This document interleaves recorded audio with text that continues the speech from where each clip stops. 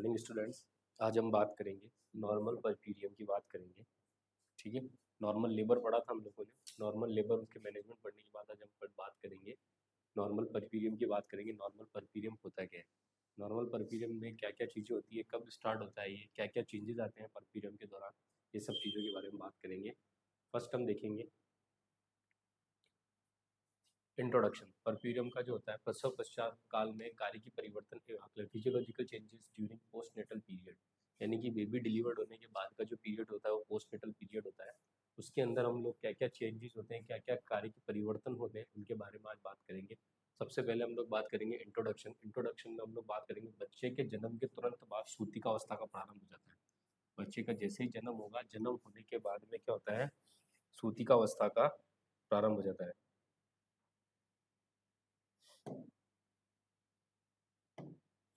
ठीक, बच्चे के जन्म के तुरंत बाद में क्या जाता है, सूतिका अवस्था का प्रारंभ हो जाता है। सूतिका अवस्था जिसे कहते हैं परपीरियम पीरियड जिसे कहते हैं।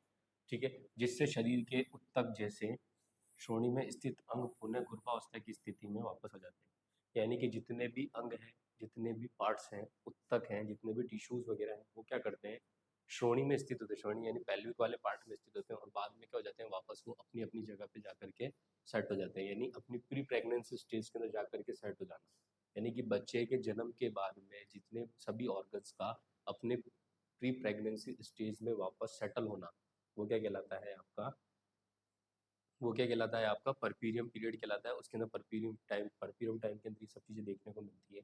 डेफिनेशन देखेंगे, ये शिशु के जन्म के बाद की 22 दिन 42 दिन की क्या होती है, अवधि होती है। 42 डेज की अवधि होती है।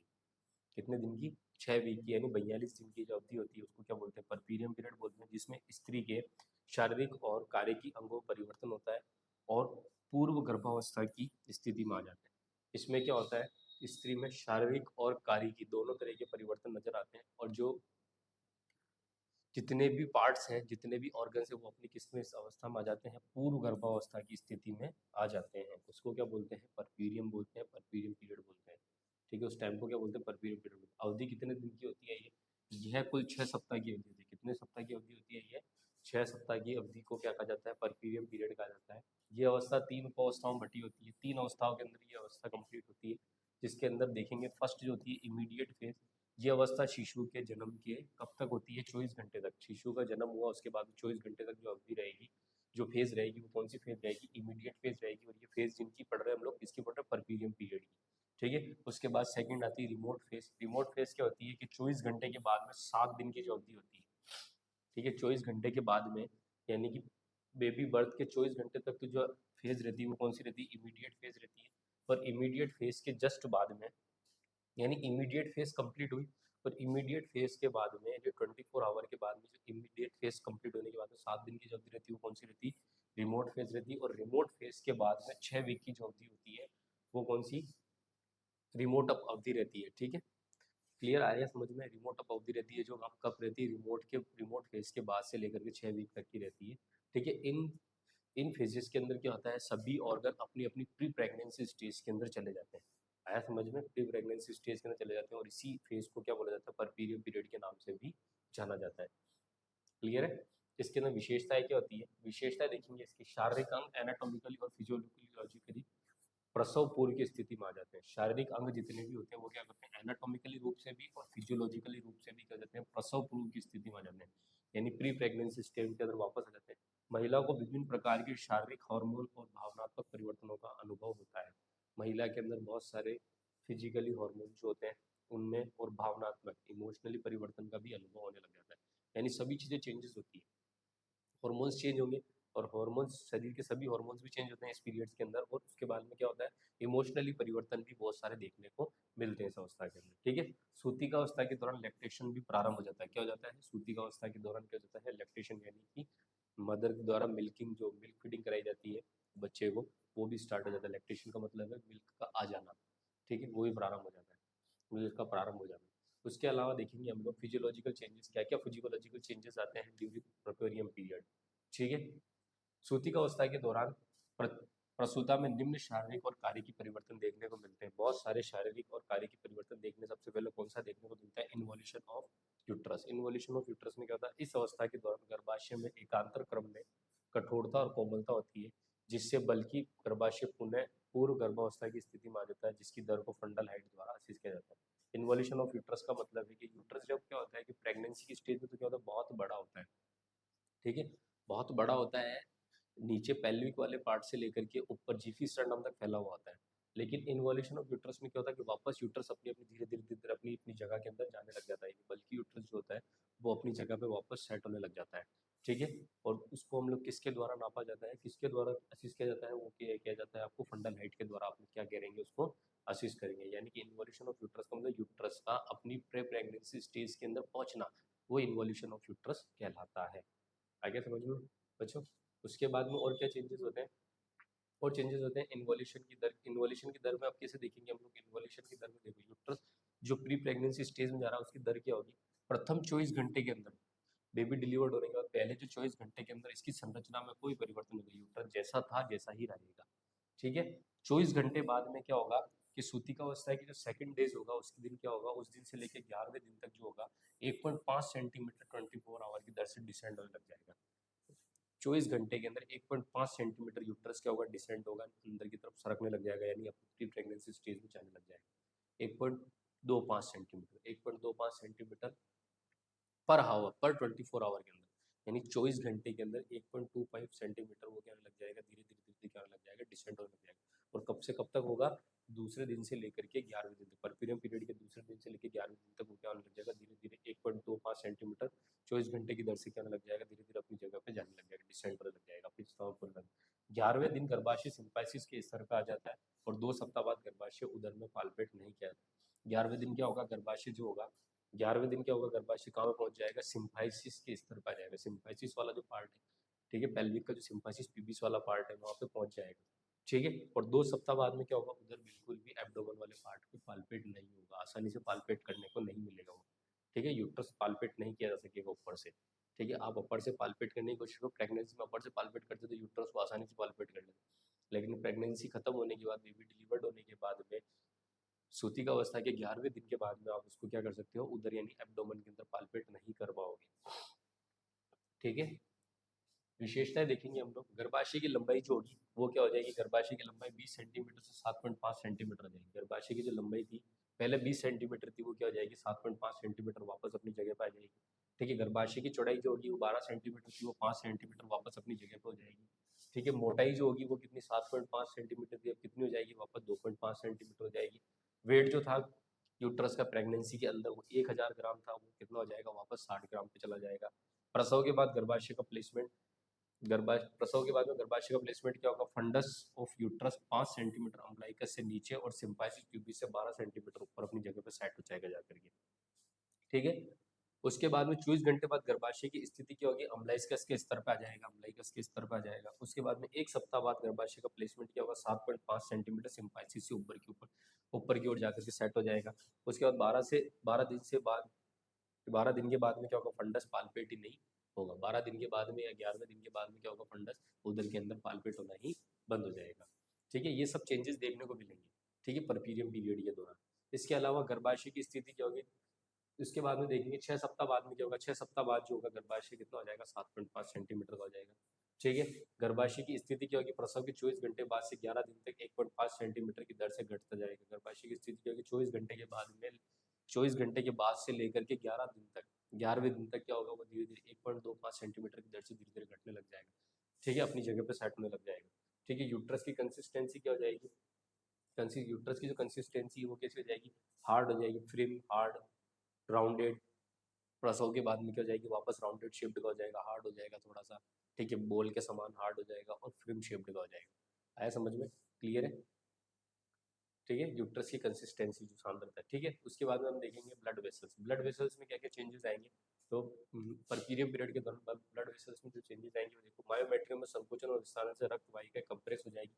मायोमेट्रियम में क्या होगा, संकुचन होगा, ठीक है, कॉन्ट्रेक्शन रिलैक्सेशन होगा। संकुचन का मतलब कॉन्ट्रेक्शन और विस्तारण का मतलब रिलैक्सेशन। ये होगा रेगुलर, तो क्या होगा, रक्त वाहिका जो है कंप्रेस हो जाएगी, ठीक है, कंप्रेस हो जाएगी, ठीक है। ब्लड वेसल्स क्या हो जाएगी, कंप्रेस हो जाएगी। इसके अलावा प्लेसेंटल साइड क्या होगा, 6 सप्ताह तक प्लेसेंटा का इन्वोल्यूशन होता है। ये परिवर्तन अनियमित प्रकार का होता है, ठीक है।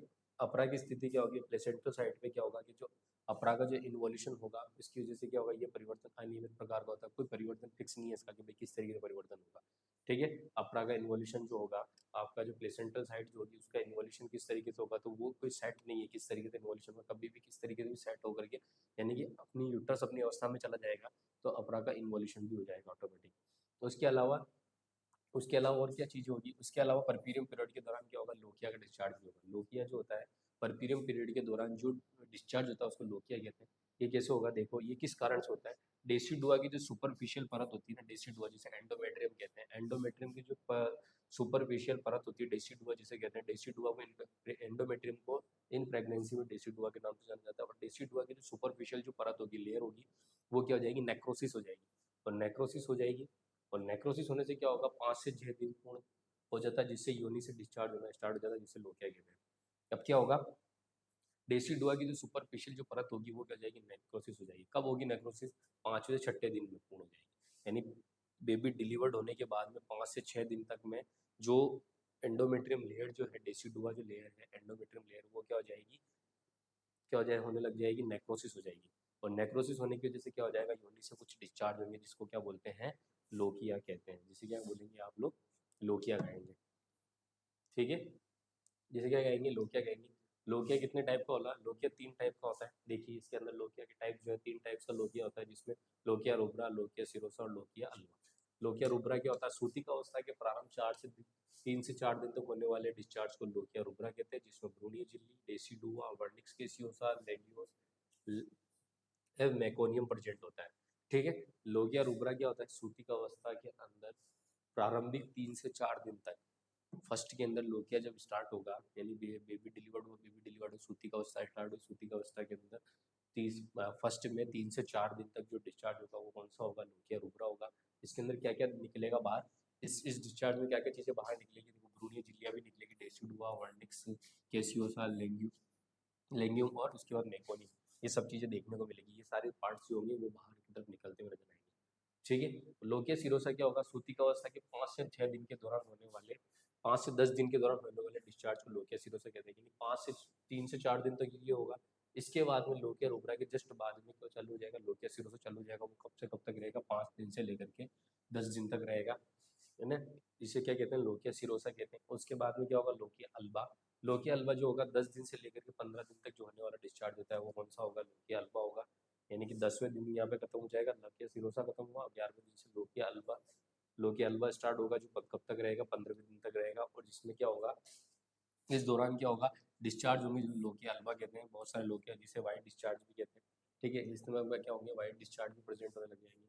ठीक है, उसके अलावा क्या होगा, जो आपकी लोकिया है उसकी गंध किस तरीके की होगी, गंध जो होगी ऑफेंसिव फ्लैशी स्मेल होगी, यानी अजीब सी फिशी टाइप की, जो फिश मर जाती है, फिश होती है ना, फिश में जैसी स्मेल आती है उस तरह की स्मेल दिखाई देने को मिलेगी। ठीक है, रिएक्शन जो होगा ये एल्केलाइन तरीके का होगा। इसकी जो अमाउंट होगा वो कितना होगा, 250 ml होगा। कितने दिन तक, 5 से 6 दिन तक। तो जो उसका क्या होगा, अमाउंट जो होगा बाहर निकलने का जो अमाउंट होगा, जो डिस्चार्ज बाहर होगा लोकिया वाला, बाहर जो होगा 5 से 6 दिन तक, वो कितना होगा, 250 ml होगा।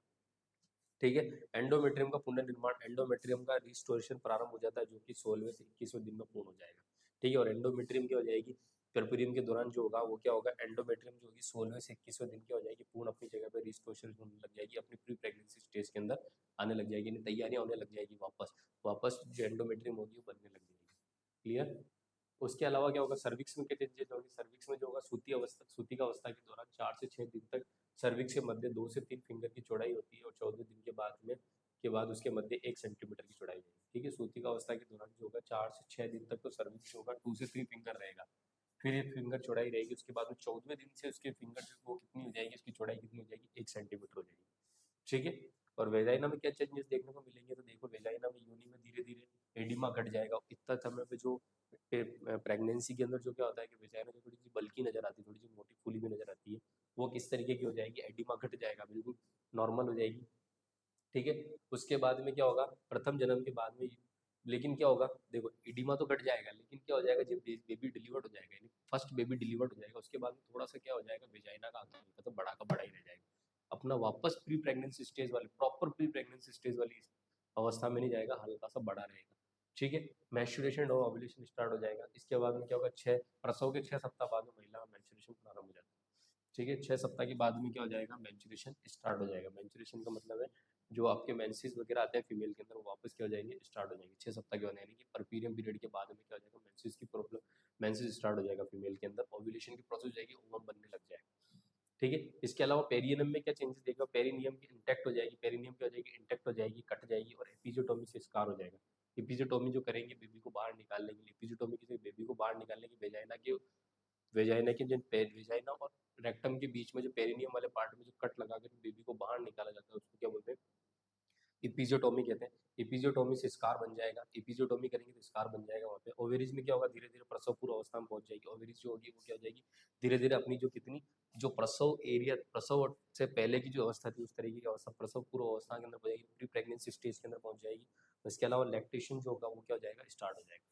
ठीक है। इस अवस्था के अंदर बहुत सारे चेंजेस देखने को मिलेंगे, लैक्टेशन भी क्या हो जाएगा, स्टार्ट हो जाएगा। ठीक है। इसके बाद में देखेंगे अन्य कार्य की परिवर्तन, क्या क्या चेंजेस और क्या क्या चेंजेस देखने को मिलेंगे, अन्य कार्य की परिवर्तन क्या देखेंगे, पल्स रेट देखने को मिलेगी। पल्स रेट क्या होगा, जन्म के कुछ दिनों बाद तक नाड़ी दर असामान्य रहती है, सामान्य प्रसव के कुछ समय बाद तक नाड़ी दर बढ़ती रहती है, 3 दिन बाद सामान्य हो जाएगी। ठीक है। पल्स रेट जो होगी क्या होगा, कुछ दिनों तक तो क्या होगी, असामान्य रहेगी। ठीक है। और धीरे धीरे क्या हो जाएगी, 2 3 से 4 दिन बाद या 2 से 3 दिन बाद में क्या होगा, 3 दिन बाद में या 2 से 3 दिन बाद में धीरे धीरे क्या हो जाएगी, वो सामान्य की अवस्था में आ जाएगी। ठीक है। तापमान क्या होगा, प्रसव के तुरंत बाद शरीर का तापमान बढ़ जाता है, जो कि 12 घंटे बाद में सामान्य हो जाएगा। ठीक है। जैसे बेबी डिलीवर्ड करेंगे उसके बाद में थोड़ा सा ताप क्या हो जाएगा, बढ़ जाएगा। ठीक है। हाइपरथर्मिया हो जाएगा, लेकिन धीरे धीरे धीरे धीरे क्या होने लग जाएगा, वापस अपनी नॉर्मल स्टेज के अंदर आ जाएगा। ठीक है। रक्त स्त्राव क्या होगा, ब्लड प्रेशर क्या होगा, सामान्य बना रहेगा, ब्लड प्रेशर जो होगा नॉर्मल बना रहेगा। यूरिनरी ट्रैक्ट में क्या होगा, देखिए मूत्रीय ट्रैक्ट में क्या चेंजेस देखने को मिलेंगे, मूत्रीय मार्ग में संक्रमण हो सकता है, ब्लैडर धीरे धीरे सामान्य टोन को प्राप्त कर लेगा। मूत्रीय मार्ग में संक्रमण हो सकता है, क्योंकि लोकिया वगैरह डिस्चार्ज वगैरह होंगे, वहाँ से बहुत सारे डिस्चार्ज वगैरह होने देखने को मिलेंगे, तो वहाँ पे क्या होंगे, माइक्रो ऑर्गेनिज्म क्या होने लग जाएंगे, ग्रोथ करने लग जाएंगे, तो क्या होने लग जाएगा, यूरिनरी ट्रैक्ट इन्फेक्शन होने की चांसेस रहेंगे फीमेल के अंदर। ठीक है। और ब्लैडर क्या हो जाएगा, धीरे धीरे सामान्य टोन को प्राप्त कर लेगा। इतने टाइम से जो प्रेगनेंसी के अंदर क्या होता है कि यूट्रस जो होता है सभी ऑर्गन्स को दबा देता है, सभी ऑर्गन्स को किडनी के ऊपर भी कंप्रेशन डाल देता है। ठीक है। इसके अलावा ब्लैडर को भी दबा देता है। ठीक है। स्टोमक को भी दबा देता है, तो वो वापस क्या हो जाएगी, सामान्य अपनी अपनी वापस नॉर्मल टोन को प्राप्त करने लग जाएंगे, वापस उनके अंदर नॉर्मल टोन आने लग जाएगी। ठीक है। गैस्ट्रो इंटेस्टाइनल ट्रैक्ट में क्या चेंजेस देखने को मिलेगा, प्रसव प्रक्रिया के दौरान फ्लूइड की हानि हो जाती है, जिससे प्रसव बाद की प्रारंभिक अवस्था में कॉन्स्टिपेशन हो जाता है। ठीक है।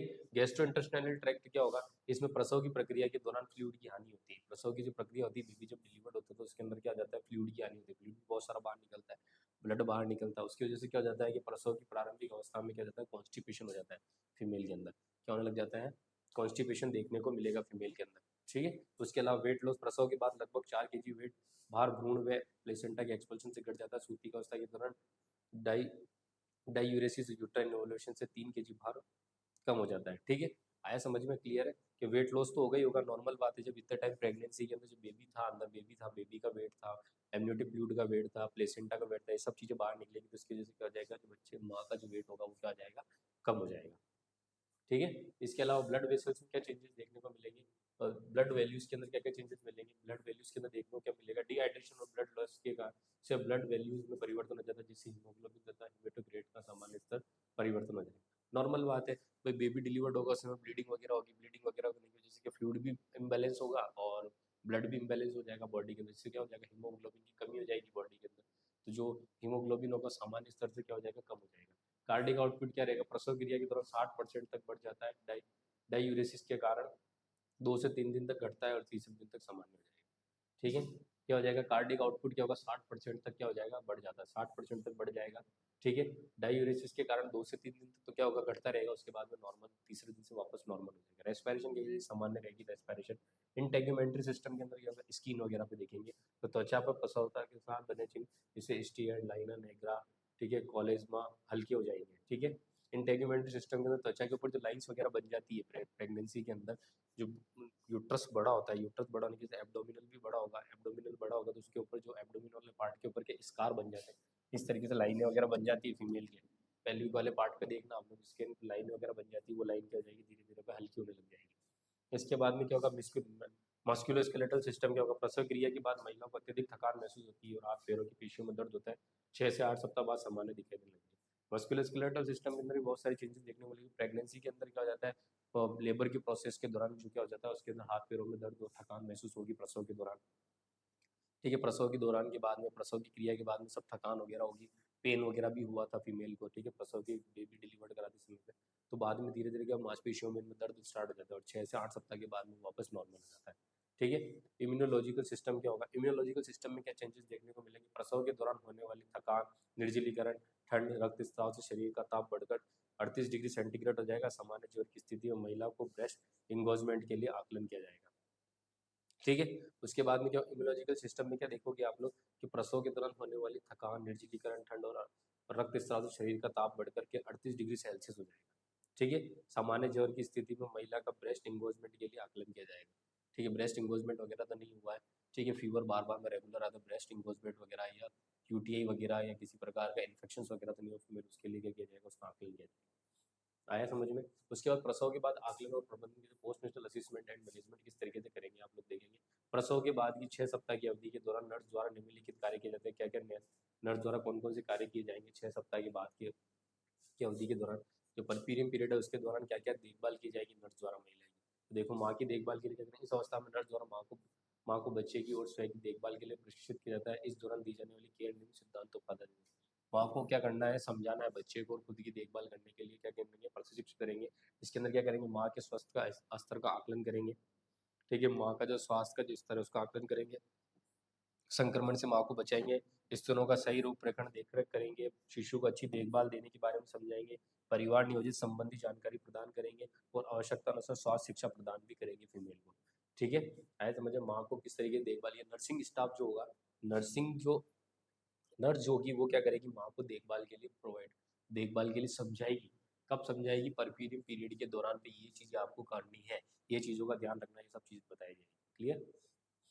उसके अलावा क्या करेंगे, माँ को दी जाने वाली नर्सिंग केयर, माँ को कौन कौन सी नर्सिंग केयर दी जाएगी, आपातकालीन देखभाल में कौन कौन सी केयर दी जाएगी। प्रसव के बाद रिकवरी अवस्था निरंतर बनी रहती है जब तक कि महिला हॉस्पिटल में और डिस्चार्ज हो रहा है। इस अवस्था में नर्स द्वारा निम्नलिखित कार्य किया जाता है। अब प्रसव की जो रिकवरी फेज होती है, प्रसव हो गया, बेबी डिलीवर्ड हो गया, उसके बाद रिकवरी फेज होती है ना, जब तक क्या करेंगे, महिला को हॉस्पिटल में रखेंगे। ठीक है। और महिला को हॉस्पिटल में रखेंगे और जब तक डिस्चार्ज नहीं होता उस समय तक बहुत सारी फीमेल को क्या महिला को बहुत सारी नर्स द्वारा बहुत सारे निम्नलिखित कार्य बताए जाते हैं या कार्य किए जाते हैं नर्स द्वारा। ठीक है। कौन कौन से कार्य किए जाएंगे, एक्यूरेट ऑब्जर्वेशन किया जाएगा फीमेल का। ठीक है। नर्स द्वारा एक्यूरेट ऑब्जर्वेशन करेंगे। ठीक है। नर्सिंग हिस्ट्री तथ्यों का आकलन करेंगे, फिजिकल असेसमेंट करेंगे। इसके अलावा प्रसव द्वारा दी जाने वाली केयर का उपयुक्त प्लान भी तैयार करेंगे। ठीक है। ये नर्स करेगी। कब करेगी, जब बेबी डिलीवर्ड होने के बाद में, जब तक वो फीमेल हॉस्पिटल में एडमिट रहेगी तब नर्स द्वारा ये सभी कार्य किए जाएंगे। इसमें एक्यूरेट ऑब्जर्वेशन किया जाएगा, नर्सिंग हिस्ट्री तथ्यों का आकलन किया जाएगा और प्रसव के दौरान जो केयर दी जा रही है उसका प्लान भी तैयार किया जाएगा। ठीक है। एक्यूरेट ऑब्जर्वेशन के अंदर क्या करेंगे, एक्यूरेट ऑब्जर्वेशन में इसके अंदर नर्स द्वारा निम्नलिखित अवलोकन करेंगे। महिला का सामान्य अपीयरेंस चेक करेंगे, पेन की उपस्थिति चेक करेंगे, शरीर का रंग जिससे परफ्यूजन और साइनोसिस का पता लगाया जा सकता है, ये सब चीज़ों को चेक करेंगे। शरीर का रंग वगैरह को चेक करेंगे ताकि क्या परफ्यूजन और साइनोसिस का पता लगाया जा सके। ठीक है। थकान को चेक करेंगे। उसके अलावा चिंताग्रस्त सामान्य व्यवहार को आप लोग अवलोकन करेंगे, भी चिंताग्रस्त तो नहीं है, नॉर्मल व्यवहार है, बिहेवियर है, सब चीज़ों को चेक करेंगे। ठीक है। इसके अलावा और क्या करेंगे, फिजिकल असेसमेंट भी करेंगे। इसके अंतर्गत फिजिकल असेसमेंट में क्या करेंगे, वाइटल साइंस वगैरह चेक करेंगे। वाइटल साइंस में देखेंगे नाड़ी दर, श्वसन की दर, रक्तदाब, शरीर का ताप आदि का आकलन करेंगे। ठीक है। नॉर्मल बात है। पोस्टमार्टम अवधि में जैविक चिन्हों का प्रथम 1 घंटे के लिए, प्रत्येक 15 मिनट के बाद, प्रत्येक 30 मिनट तक, अगले घंटे के लिए, अगले 24 घंटे तक, प्रत्येक 4 घंटे के लिए और अगले 24 घंटे से प्रत्येक 4 घंटे बाद चेक कर दें। कुल मिला के कुछ नहीं करना है आपको, सीधी सी बात है। प्रथम टाइम के अंदर जैसे प्रेग्नेंट बेबी डिलीवर्ड होने के बाद हर 1 घंटे के अंदर आपको क्या करना है, चेक करना है। क्या चेक करना है आपको, हर हर 10 से 15 मिनट के बाद में आपको करना, शुरुआत में 15 मिनट बाद में हर 15 मिनट के अंदर वाइटल नोट करना है, फिर धीरे धीरे 30 मिनट बाद में वाइटल नोट करना है, 24 घंटे तक चलने देना। 24 घंटे बाद में क्या करना लगना है आपको, हर 4 घंटे के बाद में वाइटल्स को चेक करना है। यूट्रस का क्या चेक करोगे आप फिजिकल असेसमेंट में, यूट्रस में क्या क्या चेक करेंगे, योनि द्वारा प्रसव की स्थिति में फंडस को कंसिस्टेंसी का अवलोकन करेंगे के लिए चेक करेंगे। यूट्रस में क्या, यूट्रस का क्या चेक करोगे, योनि द्वारा प्रसव की स्थिति चेक करेंगे तो फंडस को क्या करेंगे, उसकी कंसिस्टेंसी का अवलोकन करने का काम करेंगे। पेरिनियल क्षेत्र की चेक करोगे क्योंकि लोकिया डिस्चार्ज होगा। इसके अलावा लोकिया पेरिनियल क्षेत्र को क्यों आप लोग असिस्ट करेंगे, तो लोकिया डिस्चार्ज होगा इस वजह से असिस्ट करेंगे। इसके अलावा जो एपिजियोटोमी करेंगे, इसके कारण भी जो स्कार वगैरह बना है उसकी केयर करने के लिए पेरिनियल क्षेत्र को आप लोग क्या करेंगे, अवलोकन करेंगे। रेस्ट और एम्बुलेशन क्या होगा कि प्रसव के बाद सामान्य महिला को 8 से 12 घंटे तक आराम करने के लिए कहा जाएगा। क्या कहेंगे, प्रसव के बाद सामान्य महिलाओं को क्या बोलेंगे, 8 से 12 घंटे तक आपको आराम करना है। तो उसके बाद एम्बुलेशन प्रारंभ करने के एम्बुलेशन प्रारंभ करना है, धीरे धीरे एम्बुलेशन प्रारंभ मतलब चलना फिरना स्टार्ट करना है, किसी के सहारे से चलना फिरना स्टार्ट करना पड़ेगा आपको, ठीक है, आया समझ में। उसके बाद में हम लोग देखेंगे, उसके अलावा और कौन सी संबंधित समस्या देखेंगे, मूत्राशय और बॉयल संबंधित समस्या को चेक करेंगे आप लोग, ठीक है। यूट्रस से जो रक्तस्राव हो रहा है, यूट्रस का जो इन्वोल्यूशन हुआ है उसको चेक करेंगे, ठीक है। वेनस थ्रोम्बोसिस घट रहा है, ये सब चीजें चेक करेंगे। महिलाओं को कम से कम 6 सप्ताह तक पूर्ण आराम पर रखा जाना चाहिए, ये सब चीजें बताएंगे, ठीक है। ये सब नर्सिंग स्टाफ क्लियर करेगा सारी चीजें, नर्सिंग जो नर्स होगी वहाँ पे जो मदर की केयर करेगी परपीरियम पीरियड के दौरान, वो सब बताएगी, ठीक है।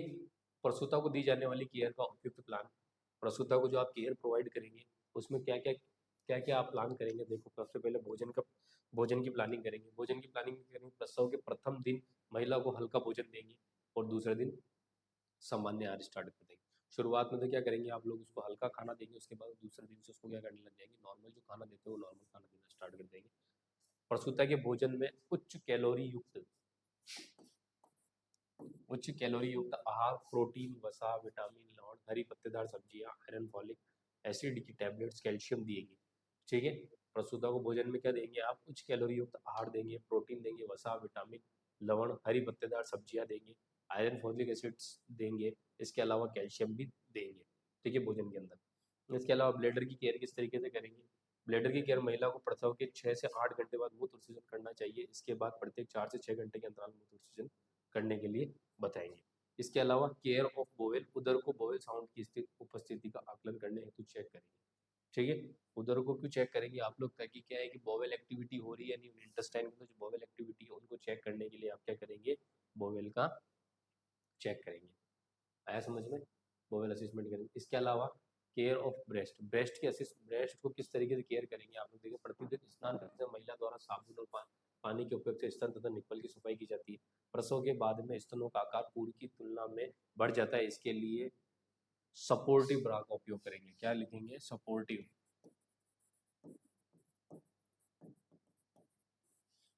ब्रा का उपयोग करेंगे, ठीक है। क्या हो जाता है कि क्या होता है, जब प्रसव की अवस्था होती है उसके बाद में क्या हो जाएगा, जो प्रसव पहले की अवस्था और प्रसव के बाद की अवस्था में जो ब्रेस्ट होता है उनका आकार बड़ा हो जाता है, ठीक है। तो उसको क्या बोलेंगे फीमेल को कि सपोर्टिव ब्राओं का उपयोग करना चाहिए आपको, ताकि उनको क्या किया जा सके, सपोर्ट प्रदान किया जा सके, उसकी सलाह देंगे। इम्यूनाइजेशन में क्या करेंगे आप लोग, इम्यूनाइजेशन में भ्रूण तथा अपरा की डिलीवरी के बाद में भ्रूणीय रक्त के मात्र रक्त में मिश्रित होने की संभावना रहती है। यदि शिशु RH पॉजिटिव रक्त समूह का तथा माता RH नेगेटिव रक्त समूह की हो तो माँ के शरीर में RH43 के एंटीजन प्रवेश कर जाते हैं, एंटीबॉडी का निर्माण करते हैं, जिससे अगली प्रेगनेंसी में हानि हो सकती है, ठीक है। इम्यूनाइजेशन क्या करेंगे, भ्रूण तथा अपरा की डिलीवरी होने के बाद में क्या होता है कि जो भ्रूणीय रक्त जो होता है ना, मातृत्व रक्त में मिश्रित होने की संभावना बहुत रहती है, ठीक है। तो आपको क्या करना है, यदि शिशु RH पॉजिटिव है, ठीक है, और मदर जो है RH नेगेटिव, शिशु जो RH पॉजिटिव है और मदर RH नेगेटिव है, तो ठीक है, तो क्या करना है, शरीर में RH पॉजिटिव के एंटीजन प्रवेश कर जाएंगे, ठीक है। यदि शिशु RH पॉजिटिव है और मदर RH नेगेटिव है, ठीक है, तो क्या होगा, मदर यदि नेगेटिव ग्रुप की है और बच्चा कितना पॉजिटिव ग्रुप का है, तो जो पॉजिटिव ग्रुप वाला जो ब्लड होगा वो नेगेटिव वाले ग्रुप के अंदर प्रेजेंट हो जाएगा, ठीक है। तो प्रेजेंट एंटीजन प्रेजेंट हो जाएंगे, उसकी वजह से क्या हो सकता है, एंटीबॉडी का निर्माण हो जाएगा, जिससे क्या होगा, अगली प्रेगनेंसी में हानि होने के चांसेस रहेंगे। इस प्रेगनेंसी में तो नहीं, अगली प्रेगनेंसी में, इस प्रेगनेंसी में बेबी डिलीवर्ड हो गया, अब कोई प्रॉब्लम नहीं, लेकिन अगली प्रेगनेंसी जो होगी ना उसके अंदर बहुत सारी प्रॉब्लम्स हो सकती है, इसलिए फीमेल के अंदर एंटी-डी वगैरह जो लगाएंगे फीमेल के अंदर वो लगाएंगे, ठीक है। उसके लिए क्या करेंगे आप लोग, RH इम्यूनोग्लोबिन का टीका लगाएंगे, प्रिवेंशन के लिए इस समय से बचाव हेतु प्रसव होने के 72 घंटे के भीतर RH इम्यूनोग्लोबिन का टीका लगा लेंगे, ताकि क्या हो, RH नेगेटिव और RH पॉजिटिव जो ब्लड एक दूसरे से मिश्रित हुआ उसका कोई इफेक्ट ना रहे अगली प्रेगनेंसी में, ठीक है। तो RH इम्यूनोग्लोबिन का टीका लगाएंगे, ठीक है। उसके बाद में स्लिप देखेंगे, महिला द्वारा उपयुक्त आराम किया जाना चाहिए, जिससे चिंता और थकान की कमी हो सके। ब्रेस्ट इंगोजमेंट से पीड़ा हो रही है तो एनाल्जेसिक का उपयोग किया जा सकता है, ठीक है। जब मदर को क्या करना है, अच्छे से अच्छे उपयुक्त आराम देना है, कोई चिंता नहीं लेनी, आराम से थकान को महसूस नहीं होनी चाहिए, आराम से रिलैक्स वाली कंडीशन के अंदर रहना है। इसके अलावा ब्रेस्ट इंगोजमेंट से पीड़ा वगैरह हो रही है तो आप फीमेल को क्या करना है, एनाल्जेसिक टैबलेट वगैरह लेकर के पेन को रिलीव करना है। Care of vulva and एपिजोटोमी wound किस तरीके से करेंगे, देखो प्रसव के बाद में वल्वा तथा बॉटल को सेलाइन तथा साबुन के पानी से धोया जाता है, ठीक है। एपिजोटोमी वाले भाग पर एंटीसेप्टिक लगाएंगे।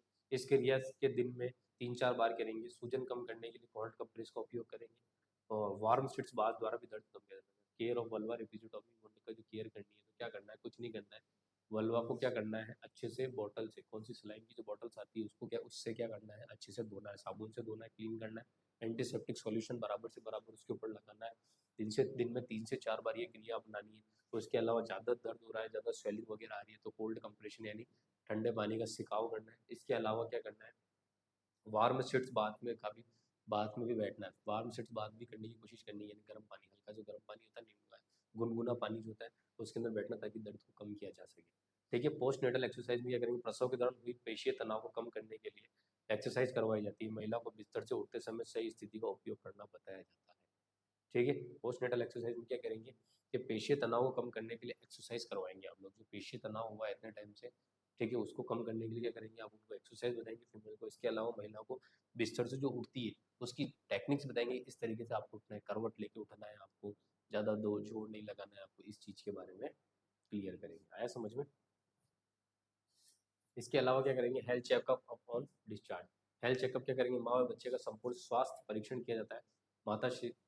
माता शरीर में निर्माण और वाइटल साइन, ब्रेस्ट की स्थिति, लोकी आदि का अवलोकन करेंगे। माँ के शरीर का संपूर्ण परीक्षण करेंगे जिसमें माता के शरीर में क्या क्या चेक करेंगे, वाइटल साइन चेक करेंगे, ब्रेस्ट की स्थिति चेक करेंगे, लोकिया का अवलोकन करेंगे। ठीक है, शरीर का भाग चेक करेंगे, फीडिंग ऑफ बेबी, टीकाकरण आदि का आकलन करेंगे। दोनों के अंदर आकलन करेंगे, सभी चीज़ों का आकलन करेंगे। ठीक है, उसके अलावा डिस्चार्ज के दौरान दी जाने वाली सलाह, डिस्चार्ज के दौरान नर्स द्वारा कौन कौन सी सलाह दी जाएगी मदर को, वो स्तनों की सही देखभाल करने के लिए बताया जाएगा, पर्सनल हाइजीन मेंटेन करने के लिए बताया जाएगा, 6 माह तक शिशु को स्तनपान कराने के बारे में सलाह दी जाएगी, पोस्ट नेटल एक्सरसाइज के बारे में समझाया जाएगा, 6 सप्ताह तक इंटरकोर्स 6 सप्ताह तक इंटरकोर्स नहीं करना है, सेक्सुअल इंटरकोर्स नहीं करना, उसके बारे में समझाया जाएगा, और परिवार नियोजन के बारे में समझाया जाएगा। ठीक है, डिस्चार्ज के दौरान डिस्चार्ज किया जाएगा फीमेल को, उस समय पर नर्स द्वारा क्या क्या बताए, सलाह दी जाएगी वो सलाह। ठीक है, एएनएम की भूमिका, रोल ऑफ एएनएम। अब एएनएम का क्या रोल रहेगा इसमें, देखो, माँ व बच्चे के स्वास्थ्य के स्तर को अच्छा बनाए रखने के लिए, स्वास्थ्य स्तर को बनाए रखने हेतु प्रेरित करना। माँ व बच्चे के स्वास्थ्य के स्तर को बनाए रखने के लिए माँ को प्रेरित करने का काम करेगी नर्स। ठीक है, एएनएम स्टाफ सामान्य शारीरिक और मानसिक स्थिति में परिवर्तन का आकलन करेगी नर्सिंग स्टाफ। एएनएम जो स्टाफ होगी आपको माँ व बच्चे के मध्य के संबंध में ब्रेस्ट फीडिंग का महत्व बताएगी। माँ व बच्चे के मध्य में क्या संबंध होता है, ब्रेस्ट फीडिंग कराने से क्या क्या फायदे होते हैं, उसके बारे में माँ को बताया जाएगा एएनएम द्वारा।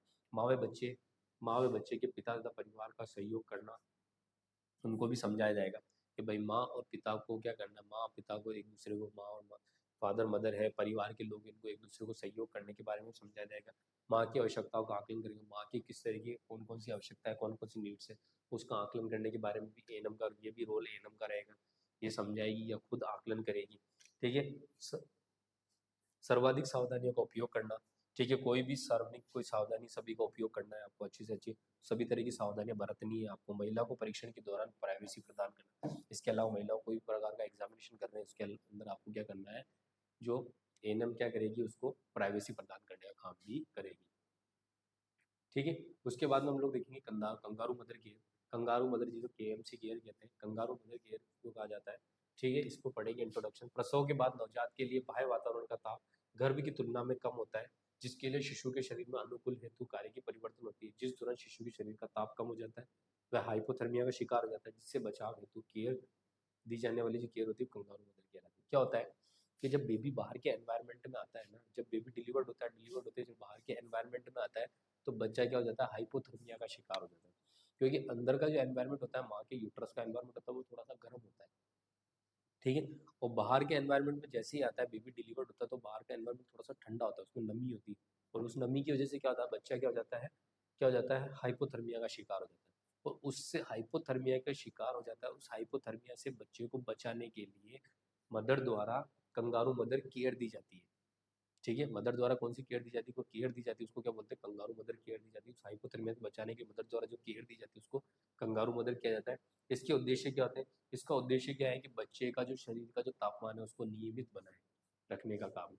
इसका जो मेन उद्देश्य क्या है, जो बच्चे का जो तापमान है, शरीर का जो तापमान है उसको नियमित बनाना है, यानी कि वापस नॉर्मल बनाने का काम करना है। कंगारू मदर केयर देने का मेन कारण है बच्चे का तापमान, बच्चे की जो बॉडी का जो तापमान है उसको नॉर्मल बनाना। आया समझ में? और कंगारू मदर केयर क्यों दे रहे हैं आप लोग, कंगारू मदर केयर बच्चे को हाइपोथर्मिया से प्रिवेंट करने के लिए कंगारू मदर केयर दी जाती है। ठीक है, प्रोसीजर क्या करेंगे इसके अंदर, कंगारू मदर केयर किस तरीके देंगे, कंगारू मदर केयर में क्या करेंगे, नवजात की त्वचा को साफ सूखा रखेंगे, नवजात की त्वचा को क्या करेंगे, पहले साफ करेंगे, सूखा करेंगे, उसके बाद में शिशु को निरंतर रूप से माँ के शरीर के संपर्क में रखा जाएगा, इसलिए इस विधि को कंगारू मदर केयर। शिशु को निरंतर क्या करेंगे, माँ के साथ में, माँ के संपर्क में रखेंगे, इसलिए इस मदर को क्या कहा जाएगा, कंगारू मदर किया जाएगा। बच्चे को अच्छी तरीके से कपड़ों में लपेट कर रखा जाता है, जो कि गर्म या ऊनी होना चाहिए। बच्चे को क्या करेंगे, कंगारू मदर केयर देंगे, लेकिन उस समय बच्चे को क्या करेंगे, अच्छे से कपड़े के अंदर जो लपेट के रखेंगे, जो गर्म थोड़ा सा होना चाहिए, ऊनी होना चाहिए। माँ व शिशु को जिस कक्ष में रखा जाएगा उसमें नमी नहीं होनी चाहिए, क्योंकि नमी से प्रिवेंट करने के लिए, नमी से बचाने के लिए तो हम लोग कंगारू मदर केयर दें। तो वहाँ के एनवायरनमेंट में, जो रूम का एनवायरनमेंट है, उसमें नमी नहीं होनी चाहिए। कक्ष में पंखे बंद रखे जाने चाहिए, कक्ष में जितने ही पंखे हैं वो क्या होने चाहिए, बंद रखे जाने चाहिए। आया समझ में, क्लियर है। उसके बाद में हम लोग देखेंगे मासिक धर्म का प्रारंभ। मासिक धर्म किस तरीके से प्रारंभ होता है, देखिए, प्रसव के बाद मासिक धर्म का प्रारंभ होना या ना होना महिला द्वारा अपने शिशु को स्तनपान कराए जाने पर भी निर्भर करता है। यस, ठीक है, उसमें ऐसे लिखा हुआ था पहले, इससे अभी थोड़ी देर पहले हमने पढ़ा था, उसके अंदर क्या लिखा था कि 6 सप्ताह बाद में मासिक धर्म स्टार्ट हो जाता है। तो देखो बच्चों, मासिक धर्म स्टार्ट तो होता है, ठीक है, लेकिन मासिक धर्म मेन किसके ऊपर निर्भर करता है, मदर द्वारा कराई जाने वाली फीडिंग के ऊपर। यदि मदर शिशु को प्रॉपर स्तनपान कराती रहेगी 6 महीने तक, एक्सक्लूसिव ब्रेस्ट फीडिंग कराती है, तो क्या होगा, मेंसेस नहीं आएंगे। ठीक है, तो क्या लिखा है, प्रसव के बाद मासिक धर्म का प्रारंभ होना या ना होना महिला द्वारा अपने शिशु को स्तनपान कराए जाने पर भी निर्भर होता है। ठीक है, मासिक धर्म तो स्टार्ट होगा, परपीरियम पीरियड के बाद में मासिक धर्म वापस स्टार्ट हो जाएगा, ओव्यूलेशन की प्रोसेस स्टार्ट हो जाएगी, एंडोमेट्रियम वापस तैयार होने लग जाएगी। लेकिन यदि मदर प्रॉपर बच्चे को ब्रेस्ट फीडिंग कराती है तो मासिक धर्म आएंगे नहीं। ठीक है, स्तनपान नहीं कराए जाने की स्थिति में महिला में 4 सप्ताह के भीतर ही मासिक धर्म प्रारंभ हो जाएगा। यदि महिला स्तनपान नहीं कराएगी तो मासिक धर्म वापस क्या हो जाएगा, स्टार्ट हो जाएगा 4 सप्ताह के अंदर। ठीक है, स्तनपान प्रक्रिया मासिक धर्म को निम्न प्रकार से प्रभावित करती है। महिला द्वारा नियमित रूप से नवजात को स्तनपान कराना, दुग्ध स्त्रावण हेतु पीयूष ग्रंथि से प्रोलैक्टिन हार्मोन स्रावित होता है। ठीक है, मासिक धर्म की जो निम्न प्रकार से प्रभावित होता है, मासिक धर्म जो होता है वो निम्न प्रकार से प्रभावित होता है। यदि महिला प्रॉपर बच्चे को, नवजात को स्तनपान करवा रही है तो मासिक धर्म प्रभावित होगा। क्यों प्रभावित होगा, यदि महिला प्रॉपर स्तनपान कराएगी तो मासिक धर्म होगा ही नहीं। इसके अलावा पीयूष ग्रंथि द्वारा, जो आपके पिट्यूटरी ग्लैंड है, ठीक है, एंटीरियर पिट्यूटरी ग्लैंड है, उसके द्वारा यदि प्रोलैक्टिन हार्मोन प्रॉपर मात्रा के अंदर रिलीज होगा, प्रॉपर मात्रा में रिलीज होगा तो दुग्ध स्रावण होता रहेगा, यानी मिल्क का सिक्रेशन होगा रहेगा, और मिल्क का सिक्रेशन होगा तो क्या हो जाएगा, मेंसेस नहीं आएंगे, ओव्यूलेशन की प्रोसेस नहीं होगी। ठीक है, ये प्रोलैक्टिन हार्मोन अंडाशय में स्थित अंडाशय पुट्टिकाओं की वृद्धि करवाने वाले हार्मोन फॉलिकल उद्दीपक हार्मोन के स्राव को कम कर देता है। क्या कर देता है, मंद कर देगा। ये क्या करेगा, ये प्रोलैक्टिन हार्मोन क्या करेगा, जो अंडाशय में स्थित, जो अंडाशय पुट्टिका है में वृद्धि करने वाले जो प्रोलैक्टिन, जो हार्मोन्स है, फॉलिकल उद्दीपित हार्मोन्स है, उनको क्या कर देगा, थोड़ा सा रोक देगा, स्टॉप करने का काम करेगा ये प्रोलैक्टिन हार्मोन। और प्रोलैक्टिन हार्मोन यदि सिक्रेट होगा मिल्क सिक्रेशन में तो ये सब चीजें बंद हो जाएगी। इसके अलावा क्या हो जाएगा, एफएसएच के संबंध से फॉलिकल में पर्याप्त वृद्धि नहीं होगी और एस्ट्रोजन का स्त्रावण भी कम हो जाएगा, परिणाम स्वरूप मासिक धर्म प्रारंभ नहीं होगा। ठीक है, प्रोलैक्टिन हार्मोन ल्यूटिनाइजिंग हार्मोन के स्त्राव को भी कम कर देगा, जो कि अंडोत्सर्ग के लिए आवश्यक है। क्या करेगा, प्रोलैक्टिन हार्मोन क्या करेगा, ल्यूटिनाइजिंग हार्मोन एलएच हार्मोन को भी कम कर देगा, एलएच हार्मोन को भी क्या कर देगा, कम कर देगा। उसकी वजह से क्या हो जाएगा, अंडोत्सर्ग नहीं हो पाएगा, अंडोत्सर्ग यानी अंडा बाहर की तरफ निकल ही नहीं पाएगा, अंडोत्सर्ग होगा ही नहीं तो फिर क्या हो जाएगा, क्या हो जाएगा, मेंसेस आएंगे ही नहीं। आया समझ में, क्लियर। अब उसके बाद में देखेंगे परपीरियम अवधि के दौरान माइनर समस्याओं का उनका प्रबंधन। परपीरियम अवधि के दौरान कौन कौन सी माइनर समस्याएं होती है, कौन कौन सी माइनर समस्या होती है इसमें देख लेंगे। और सूतिका अवस्था के दौरान प्रसूता को निम्नलिखित समस्या है, बहुत बहुत कौन कौन सी समस्याएं होगी सूतिका अवस्था के दौरान। सबसे पहले परपीरियल पायरेक्सिया हो सकता है। ठीक है, परपीरियल पायरेक्सिया है,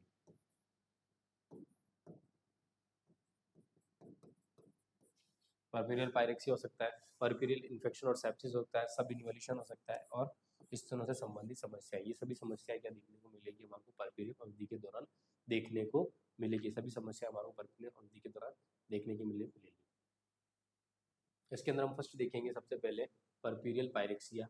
प्रसव के 24 घंटे के बाद यदि शरीर का तापमान 100.4 डिग्री फ़ारेनहाइट यानी 38 डिग्री सेल्सियस की प्रारंभ के 10 दिनों तक भीतर होता है तो उसे सूतिका अवस्था ज्वर कहते हैं। ठीक है, यदि प्रसव के बाद में 24 घंटे के बाद में यदि शरीर का तापमान 100 डिग्री से ऊपर है 38 डिग्री सेल्सियस 100 डिग्री फ़ारेनहाइट या 38 डिग्री सेल्सियस से ऊपर है, ठीक है, और प्रारंभ के 10 दिनों के भीतर होता है, ये चीज़ें प्रारंभ के 10 दिनों के भीतर होनी चाहिए। लेकिन यानी कि बेबी डिलीवर्ड होने के बाद में 10 दिन के भीतर में 24 घंटे, बेबी डिलीवर्ड होने के 24 घंटे बाद से लेकर के 10 दिन के बीच में यदि इस तरह की प्रॉब्लम्स होती है, टेम्परेचर 100.4 डिग्री फ़ारेनहाइट या 38 डिग्री सेल्सियस से ज़्यादा हो जाता है, तो वो कौन सी अवस्था कहलाती है? आपकी पर्फ्यूरियल पायरेक्सिया अवस्था कहलाती है। ठीक है, क्या कहलाती है? पर्फ्यूरियल पायरेक्सिया अवस्था कहलाती है। कारण क्या हो सकता है इसके अंदर? किस किस कारण से पर्फ्यूरियल पायरेक्सिया हो सकता है आपका? तो देखेंगे हम लोग सूती का अवस्था संक्रमण पर्फ्यूरियल इन्फेक्शन की वजह से होता है, ठीक है, यूरिनरी ट्रैक्ट इन्फेक्शन की वजह से हो सकता है, ब्रेस्ट में किसी प्रकार का कोई इन्फेक्शन है तो इसकी वजह से फीवर आ सकता है, ठीक है, रेस्पिरेटरी ट्रैक्ट में किसी प्रकार का इन्फेक्शन है तो फीवर आ सकता है, प्रसव के दौरान बनने वाले जो घाव होते हैं, प्रसव के दौरान जो घाव वगैरह बने, एपिजोटोमी वगैरह के उसमें जो घाव बने उनकी वजह से भी हो सकता है, मलेरिया की वजह से भी हो सकता है, और अदर कारक की वजह से भी क्या हो सकता है? पर्फ्यूरियल पायरेक्सिया हो सकता है, ठीक है। उसके बाद में देखेंगे पर्फ्यूरियल इन्फेक्शन और सेप्सिस, ये पढ़ेंगे कल।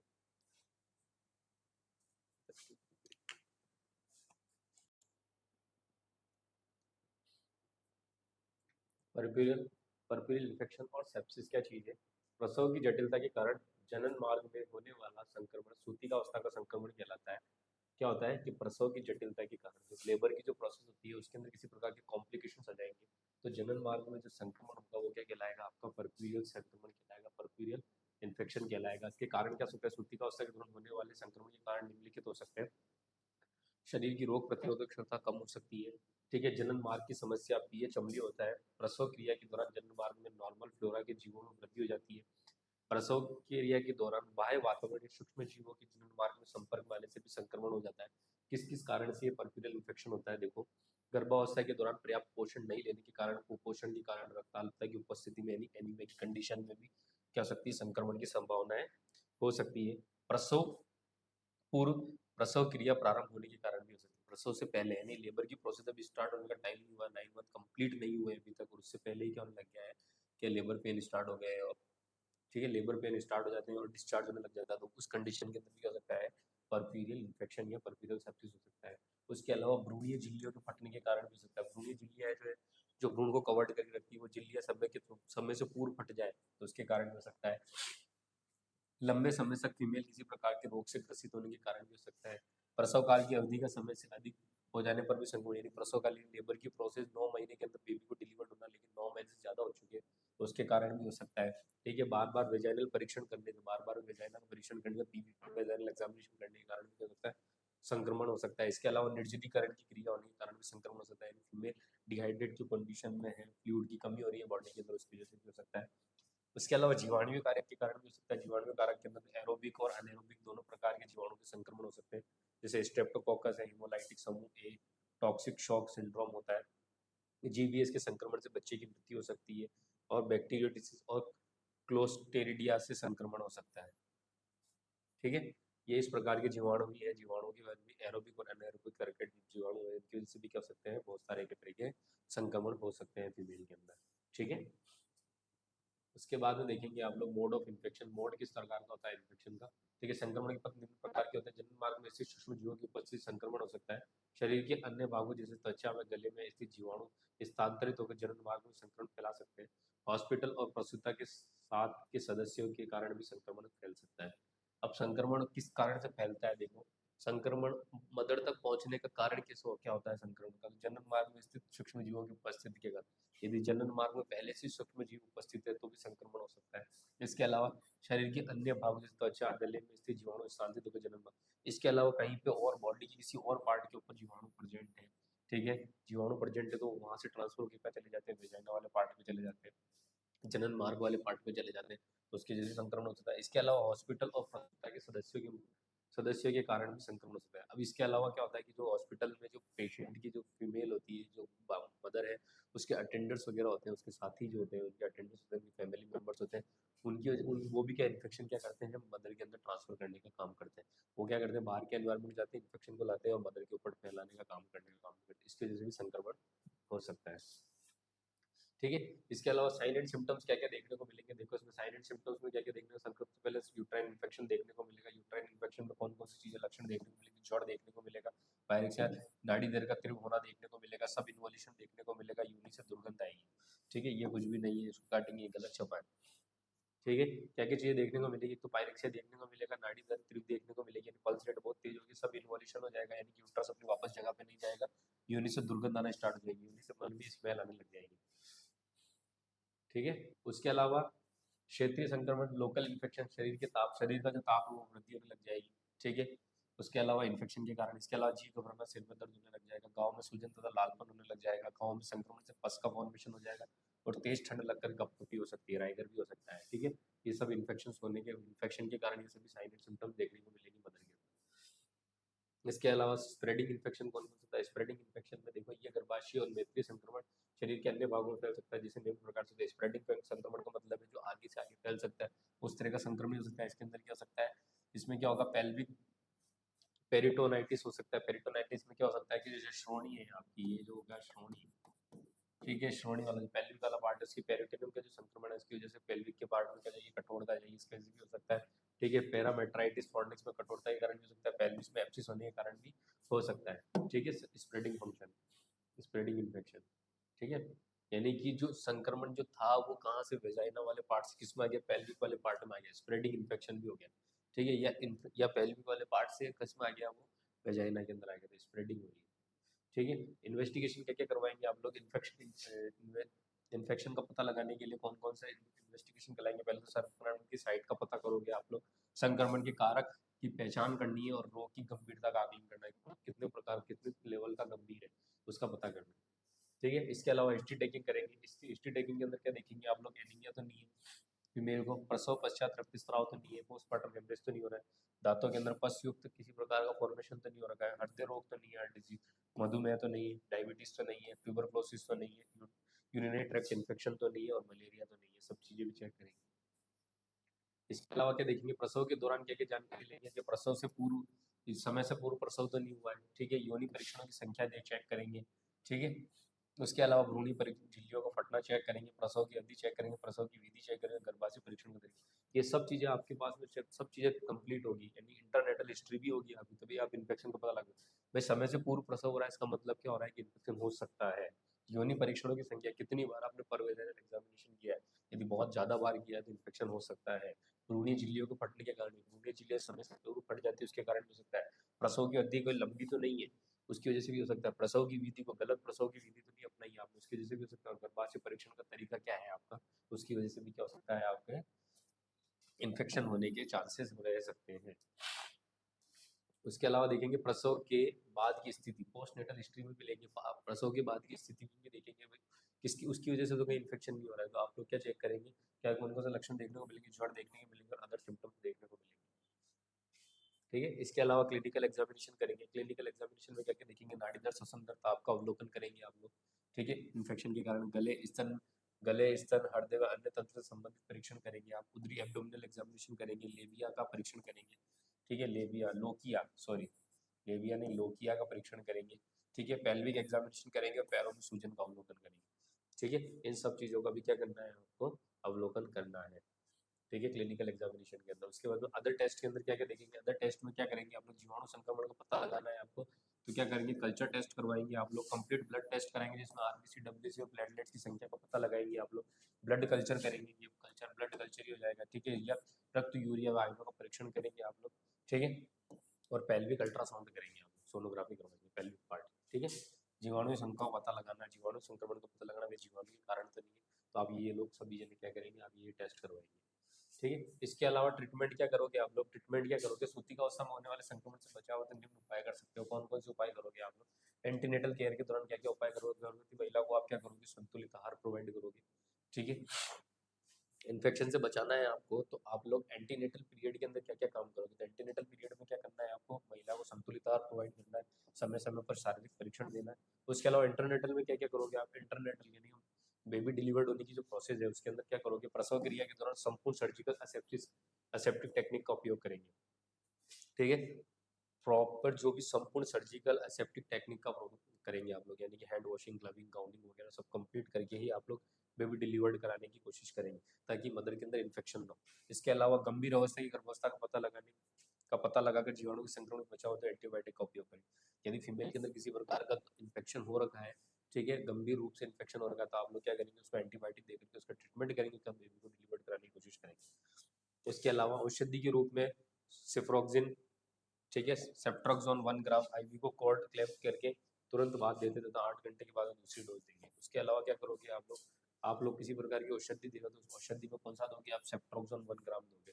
और सेफ्ट्रोक्सोन 1 ग्राम के लिए भी क्या करना पड़ेगा, कॉर्ड को क्लैंप करना पड़ेगा। कॉर्ड को क्लैंप करने के बाद में 8 घंटे तक दूसरी डोज को देंगे। 8 घंटे बाद में कॉर्ड क्लैंप करने के बाद में देनी है, और उसके बाद दूसरी डोज के 8 घंटे बाद में देनी है। ठीक है, इंटरनेटल केयर में करेंगे आप लोग। पोस्टमार्टम प्रिवेंशन में क्या करेंगे, यानी कि पोस्ट बाद में बेबी डिलीवर्ड होने के बाद में क्या करेंगे, प्रसव के बाद 1 सप्ताह तक एसेप्टिक प्रिकॉशन द्वारा पेरिनियम योनि की केयर करेंगे आप लोग। एसेप्टिक टेक्निक का उपयोग करोगे, पेरिनियम वाले पार्ट का और योनि वाले पार्ट का केयर करोगे आप लोग, ठीक है, ताकि आप इन्फेक्शन ना होने दें।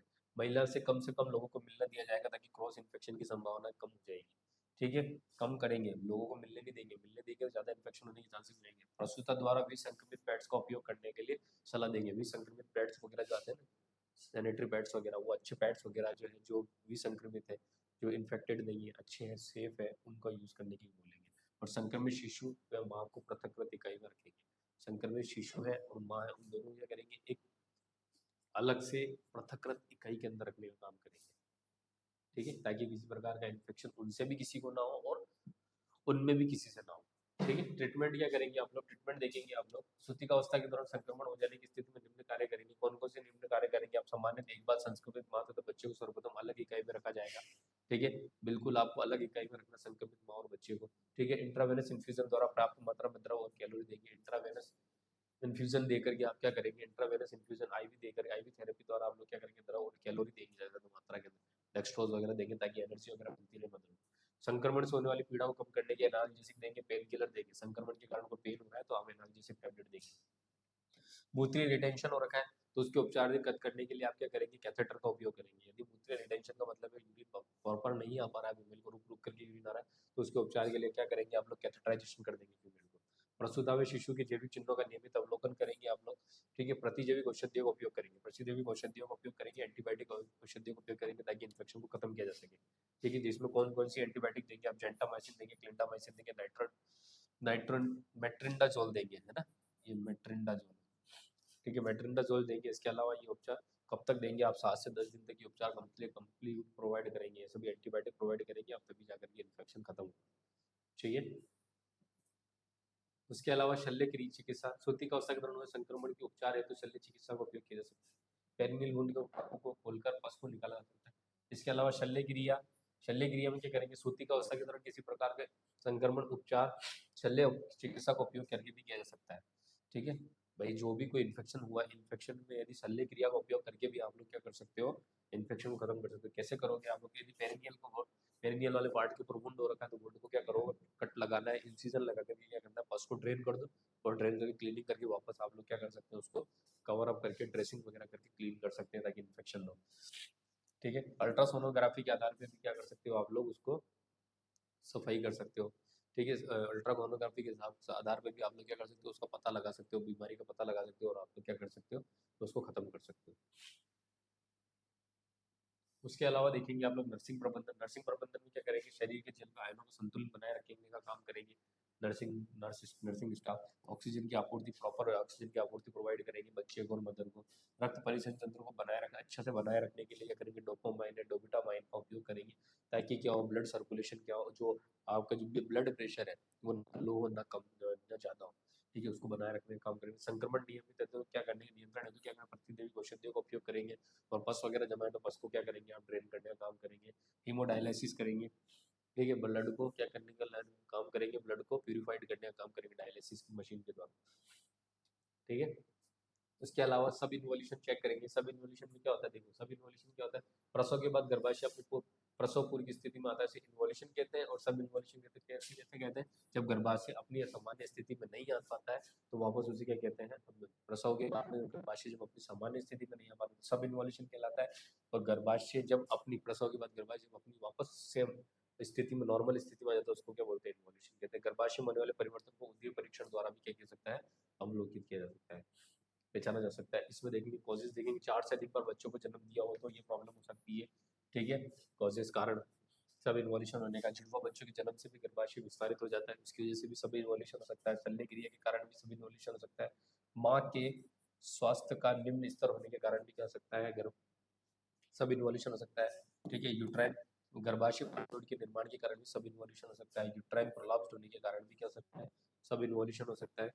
ठीक है, उसके अलावा कॉन्स्टिपेशन के उत्पाद का गर्भाशय में रह जाने के कारण कंसेप्शन जो है आपका, जो मदर जो कंसेप्शन था, बेबी वगैरह जो कंसेप्शन था वो प्रॉपर ढंग से बाहर नहीं निकला, उसकी वजह से सब इन्वॉल्यूशन हो सकता है, और गर्भाशय संक्रमण के कारण क्या हो सकता है, सब इन्वॉल्यूशन हो सकता है। वो सब इन्वॉल्यूशन टॉपिक पढ़ा अपन ने, तो सब इन्वॉल्यूशन का मतलब क्या होता है, गर्भाशय का प्रेगनेंसी के बेबी डिलीवरी के बाद में गर्भाशय का वापस अपनी प्री प्रेगनेंसी स्टेज में नहीं जाना क्या कहलाता है, सब इन्वॉल्यूशन। और सब इन्वॉल्यूशन के कारण की ये सभी का सब इन्वॉल्यूशन के कारण हो सकते हैं। तो उसके बाद में देखेंगे साइन एंड सिम्टम, देखेंगे असामान्य लोकिया का स्त्रावण होगा, यदि सब इन्वॉल्यूशन होगा तो क्या होगा, लोकिया का असामान्य स्त्रावण होने लग जाएगा, अनियमित और अधिक मात्रा में रक्त का स्त्राव होगा, अनियमित उदरीय पीड़ा होगी, पेन एब्डोमेन भी होगा, सबसे ज्यादा शरीर के ताप का ताप भी बढ़ जाएगा, सामान्य सूती का अवस्था की तुलना में गर्भाशय की ऊंचाई भी अधिक हो जाएगी, और इसके अलावा मूत्राशय का क्या हो जाएगा, डिस्टेंशन भी हो जाएगा। ठीक है, ब्लेडर का जो होगा डिस्टेंशन हो जाएगा। उसके बाद में मैनेजमेंट क्या करोगे आप लोग, इसके मैनेजमेंट के लिए प्रतिजैविक औषधि का उपयोग करोगे आप लोग, गर्भाशय में रिटेन प्रोडक्ट को क्या करोगे, बाहर निकालोगे, जब जितना भी कोई बच रहा है, कोई प्रोडक्ट बच रहा है गर्भाशय में, तो उसको बाहर निकालो, ना कि क्या हो, सब इन्वॉल्यूशन ना हो यूट्रस का। ठीक है, पेसरी का उपयोग करेंगे और अर्गोमेट्रिन का उपयोग करेंगे। ठीक है, इनका भी मेडिसिन वगैरह का उपयोग करके भी क्या कर सकते हो आप लोग, वापस यूट्रस को अपनी जगह में पहुंचा सकते हो। ठीक है, मैनेजमेंट के अंदर। उसके बाद में स्तनों संबंधित जटिलताएं कौन कौन सी होती है, स्तनों संबंधित कौन कौन सी जटिलताएं होती है, सूती का अवस्था के दौरान स्तनों संबंधित बहुत सारी समस्याएं हो सकती है, कौन कौन सी समस्या, तो ब्रेस्ट इंकॉजमेंट हो सकता है, स्तनों की त्वचा फट जाना, स्तनों का संक्रमण, दुग्ध स्राव में, और ठीक है, ये सभी प्रॉब्लम्स भी हो सकती है सूती का अवस्था के दौरान। तो सबसे पहले हम लोग देखेंगे ब्रेस्ट इंगोजमेंट। ठीक है, ब्रेस्ट इंगोजमेंट के अत्यधिक मात्रा में लिम्फ और शारीरिक आपूर्ति से ब्रेस्ट इंगोजमेंट की स्थिति उत्पन्न होती है, जिसे दुग्ध स्राव नहीं हो पाता है। क्या होता है, अधिक मात्रा में लिम्फ और क्षारीय आपूर्ति के कारण क्या हो जाएगा, ब्रेस्ट का इंगोजमेंट हो जाएगा, यानी बड़े हो जाएंगे ब्रेस्ट। ठीक है, यानी कि उनमें स्वेलिंग वगैरह आ जाएगी, जिससे क्या होगा, इसकी वजह से क्या होगा, दुग्ध जो होगा वो सिक्रेट नहीं हो पाएगा, वो क्या कहलाएगा, ब्रेस्ट इंगोजमेंट कहलाएगा। लक्षण क्या है, स्तनों में कठोरता उत्पन्न हो जाएगी, स्तन क्या हो जाएंगे, टाइट हो जाएंगे, स्तनों में पीड़ा का अनुभव होने लग जाएगा, शारीरिक बेचैनी का अनुभव होगा, शारीरिक ताप में वृद्धि हो जाएगी, और स्तनपान के दौरान भी पीड़ा का अनुभव होगा। ठीक है, ये ब्रेस्ट इंगोजमेंट कहलाता है। लिम्फ नोड्स वगैरह होते हैं ना, वहाँ की जो लिम्फ नोड्स वगैरह होती है उनमें स्वेलिंग वगैरह आ जाएगी। ठीक है, सूट फूल जाएंगे वो लोग, किसी कारणवश फूल जाना, इंगोजमेंट हो जाना, उसको क्या बोलते हैं, ब्रेस्ट इंगोजमेंट कहते हैं। ठीक है, ब्रेस्ट के जो टिश्यूज वगैरह जो होते हैं, वहाँ के जो लिम्फ नोड्स वगैरह होते हैं, उनमें स्वेलिंग आ जाएगी। उपचार के लिए क्या करोगे आप लोग, प्रसव के आधे घंटे के भीतर स्तनपान प्रारंभ कर दोगे फीमेल के अंदर, स्तनों को सहारा प्रदान करें, तो क्या करना है आपको, उपयुक्त ब्रा का उपयोग करना है जो उसको सपोर्ट प्रोवाइड करे। ठीक है, प्रत्येक स्तनपान के बाद में स्तनों को हल्का हल्का दबाकर दूध निकाल देना चाहिए। स्तनपान कराया फीमेल ने, बच्चे ने जितना पिया, ठीक है, उसके बाद में क्या करना, जो बच रहा है दूध उसको थोड़ा थोड़ा करके बाहर निकाल देना, उसको दबा करके, ताकि दूध बचा नहीं रहे, नए दूध का फॉर्मेशन हो। पीड़ानाशक औषधि का उपयोग करना है, यदि दर्द हो रहा है तो दर्द हो रहा है तो क्या करना है आपको, पीड़ानाशक औषधि एनाल्जेसिक ड्रग वगैरह का यूज करना। ब्रेस्ट पंप का उपयोग किया जा सकता है, ब्रेस्ट पंप का उपयोग करके भी क्या कर सकते हो आप, दूध को बाहर निकाल सकते हो। ठीक है, इसके अलावा उपचार और रोकथाम में क्या करोगे, प्रसव के आधे घंटे के भीतर स्तनपान प्रारंभ कर देना चाहिए। प्रसव के आधे घंटे के भीतर क्या कर दो आप लोग, स्तनपान प्रारंभ कर दो। स्तनों को सहारा प्रदान करना है तो क्या करो, उपयुक्त ब्रा का उपयोग करो। प्रत्येक स्तन की हल्का हल्का करके दूध को निकालना, पीड़ानाशक औषधि का उपयोग करना, ब्रेस्ट पंप का उपयोग करके क्या करना है आपको, उपचार और रोकथाम करना ब्रेस्ट इंगोजमेंट में। ठीक है, उसके अलावा स्तनों की त्वचा का फटना। अब स्तनों की त्वचा की फटना भी एक बहुत बड़ा कारण है ब्रेस्ट के अंदर। क्या कारण है, अब किस कारण से होती है वो देखो, सतही एपिथेलियम के फट जाने के कारण, जो एपिथेलियम लेयर जो है, एपिथेलियम जो वाला पार्ट जो है वो उसके फट जाने के कारण भी क्या करते हैं, स्तनों की त्वचा फट जाती है। शारीरिक अस्वच्छता के अभाव के कारण होती है, जो फीमेल होती है वो ब्रेस्ट की केयर प्रॉपर नहीं करती, स्वच्छता नहीं रखती, इसके कारण उसके अभाव के कारण भी हो सकती है। ठीक है, निप्पल के मुड़ी हुई निप्पल की स्थिति में होने के कारण भी ये सब प्रॉब्लम्स हो सकती है। त्वचा स्तनों त्वचा की फटा होने के कारण वो हो सकती है। उसके अलावा अपर्याप्त स्तन बेबी मुख से जुड़ाव नहीं हो पाता है, उसके कारण भी हो सकता है। बच्चे का जो है मुख है ना, स्तनों की जो निप्पल वाला पार्ट है उससे आसानी से प्रॉपर जुड़ नहीं पाता, उसके कारण भी क्या हो सकती है, ये प्रॉब्लम्स हो सकती है, स्तनों का फटने की, त्वचा फटने के कारण हो सकता है। ट्रीटमेंट क्या करोगे आप, ब्रेस्ट पंप का उपयोग करोगे ज़्यादा से ज़्यादा मात्रा के अंदर। ठीक है, मिकोनाजोल लोशन का लगाओगे आप मिकोनाजोल लोशन है वो इसके इस स्तन की जो स्किन है उसके ऊपर आप लोग क्या करेंगे, अप्लाई करेंगे, ताकि क्या हो, जो फटी हुई स्किन है वो क्लियर होने लग जाए। रिट्रैक्टेड निप्पल की समस्या का समाधान प्रसव पूर्व स्नान के दौरान मसाज करके करेंगे। इसके अलावा रिट्रैक्टेड निप्पल है तो क्या करोगे आप लोग, बेबी डिलीवर्ड होने से पहले पहले क्या करेंगे, निप्पल को बाहर की तरफ मोड़ करके, बाहर की तरफ खींच करके आप लोग क्या करेंगे, उस निप्पल्स को बाहर की तरफ निकाल के उसका समस्या का समाधान कर लेंगे, ताकि निप्पल की वजह बाहर की तरफ उभरे हुए रह जाएंगे, और उभरे हुए रहेंगे तो बच्चे को बाद में फीडिंग करने में आसानी हो जाएगी। और यदि अंदर दबे हुए रह जाएंगे, धसे हुए रहेंगे, तो बच्चा आसानी से फीडिंग नहीं कर पाएगा बेबी डिलीवर्ड होने के बाद। ठीक है। उसके बाद मास्टाइटिस क्या होता है, मास्टाइटिस स्तनों में का इन्फेक्शन, इन्फ्लामेशन मास्टाइटिस कहलाता है स्तनों में। ये किसके कारण हो सकता है, स्टेफाइलोकोक और इसके कारण हो सकता है, स्ट्रेप्टोकोकस के कारण हो सकता है, शारीरिक स्वच्छता के अभाव के कारण हो सकता है, स्तनों की त्वचा के फटे होने के कारण मास्टाइटिस हो सकता है। संक्रमण की विधि क्या है, स्तनों के पेरिकाइमल उत्तकों में संक्रमण से सेलुलाइटिस हो सकता है। जो पेरिकाइमल जो उत्तक है, पेरिकाइमल जो टिश्यू है उनके संक्रमण हो जाएगा, उसकी वजह से क्या हो जाएगा, वहाँ पे क्या हो जाएगा, फ्लूइड का एक्यूमुलेशन होने लग जाएगा, पस का फॉर्मेशन हो जाएगा, सेलुलाइटिस जैसे सेलुलाइटिस हो सकता है। दूध के स्तनों में ठहराव के कारण भी क्या हो सकता है, ये प्रॉब्लम्स हो सकती है मास्टाइटिस की। उसके बाद में साइन एंड सिम्टम्स क्या क्या है, शारीरिक बेचैनी और सिर दर्द की उपस्थिति रहेगी, शारीरिक बेचैनी और सिर दर्द की उपस्थिति रहेगी, शरीर के ताप 102 डिग्री फ़ारेनहाइट तक पहुंच जाएगा, हाइपरपायरेक्सिया हो जाएगा, ठंड लगेगी, स्तनों में अधिक पीड़ा का अनुभव होगा और स्तनों की त्वचा गर्म, लाल व कठोर हो जाएगी। ठीक है। नियंत्रण तथा रोकथाम, कंट्रोल एंड प्रिवेंशन कैसे करोगे, शारीरिक स्वच्छता की देखभाल करेंगे आप लोग। ठीक है। आप लोग जो ये इन्फेक्शन हुआ है फीमेल के अंदर, जो ब्रेस्ट का जो इन्फेक्शन हुआ है, उनका कंट्रोल एंड प्रिवेंशन किस तरीके से करेंगे, शारीरिक स्वच्छता की देखभाल करेंगे फीमेल की आप लोग। स्तनों को सहारा प्रदान करने के लिए आप उपयुक्त ब्रा का उपयोग करने के लिए सलाह देंगे आप लोग।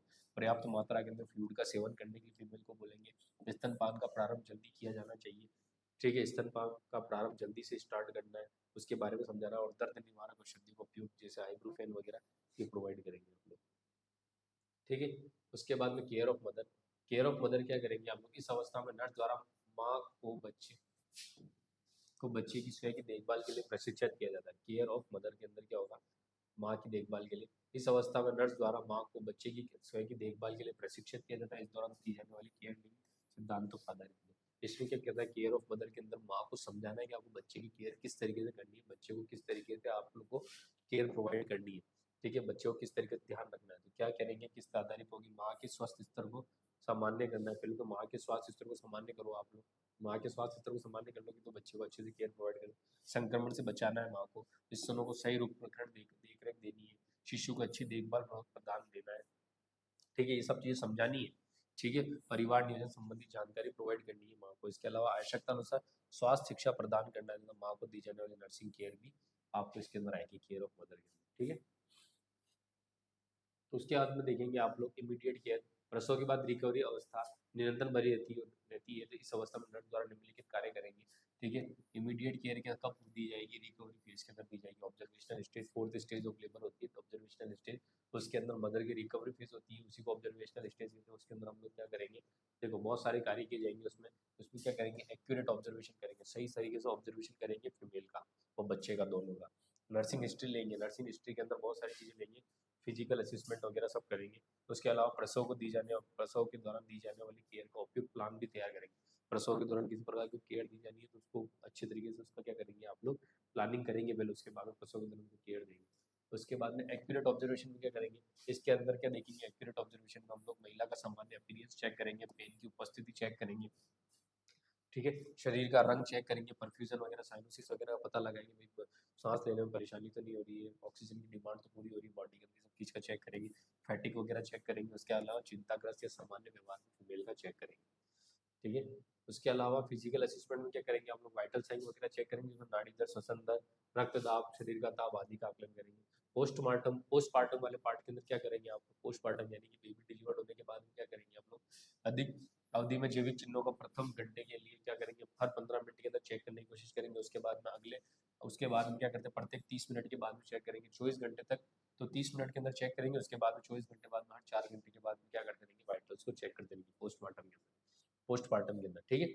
उसके अलावा यूट्रस का क्या चेक, यूट्रस को क्या चेक करेंगे, यूट्रस में देखेंगे हम लोग योनि द्वारा प्रसव की स्थिति में फंडस का कंसिस्टेंसी का अवलोकन करने के लिए चेक करेंगे। यूट्रस को चेक करेंगे कि वापस फंडस यूट्रस अपनी जगह पे पहुंचा है नहीं पहुंचा, उसके लिए चेक करने के लिए फिजिकल असेसमेंट करेंगे। ठीक है, पोस्टमार्टम के अंदर।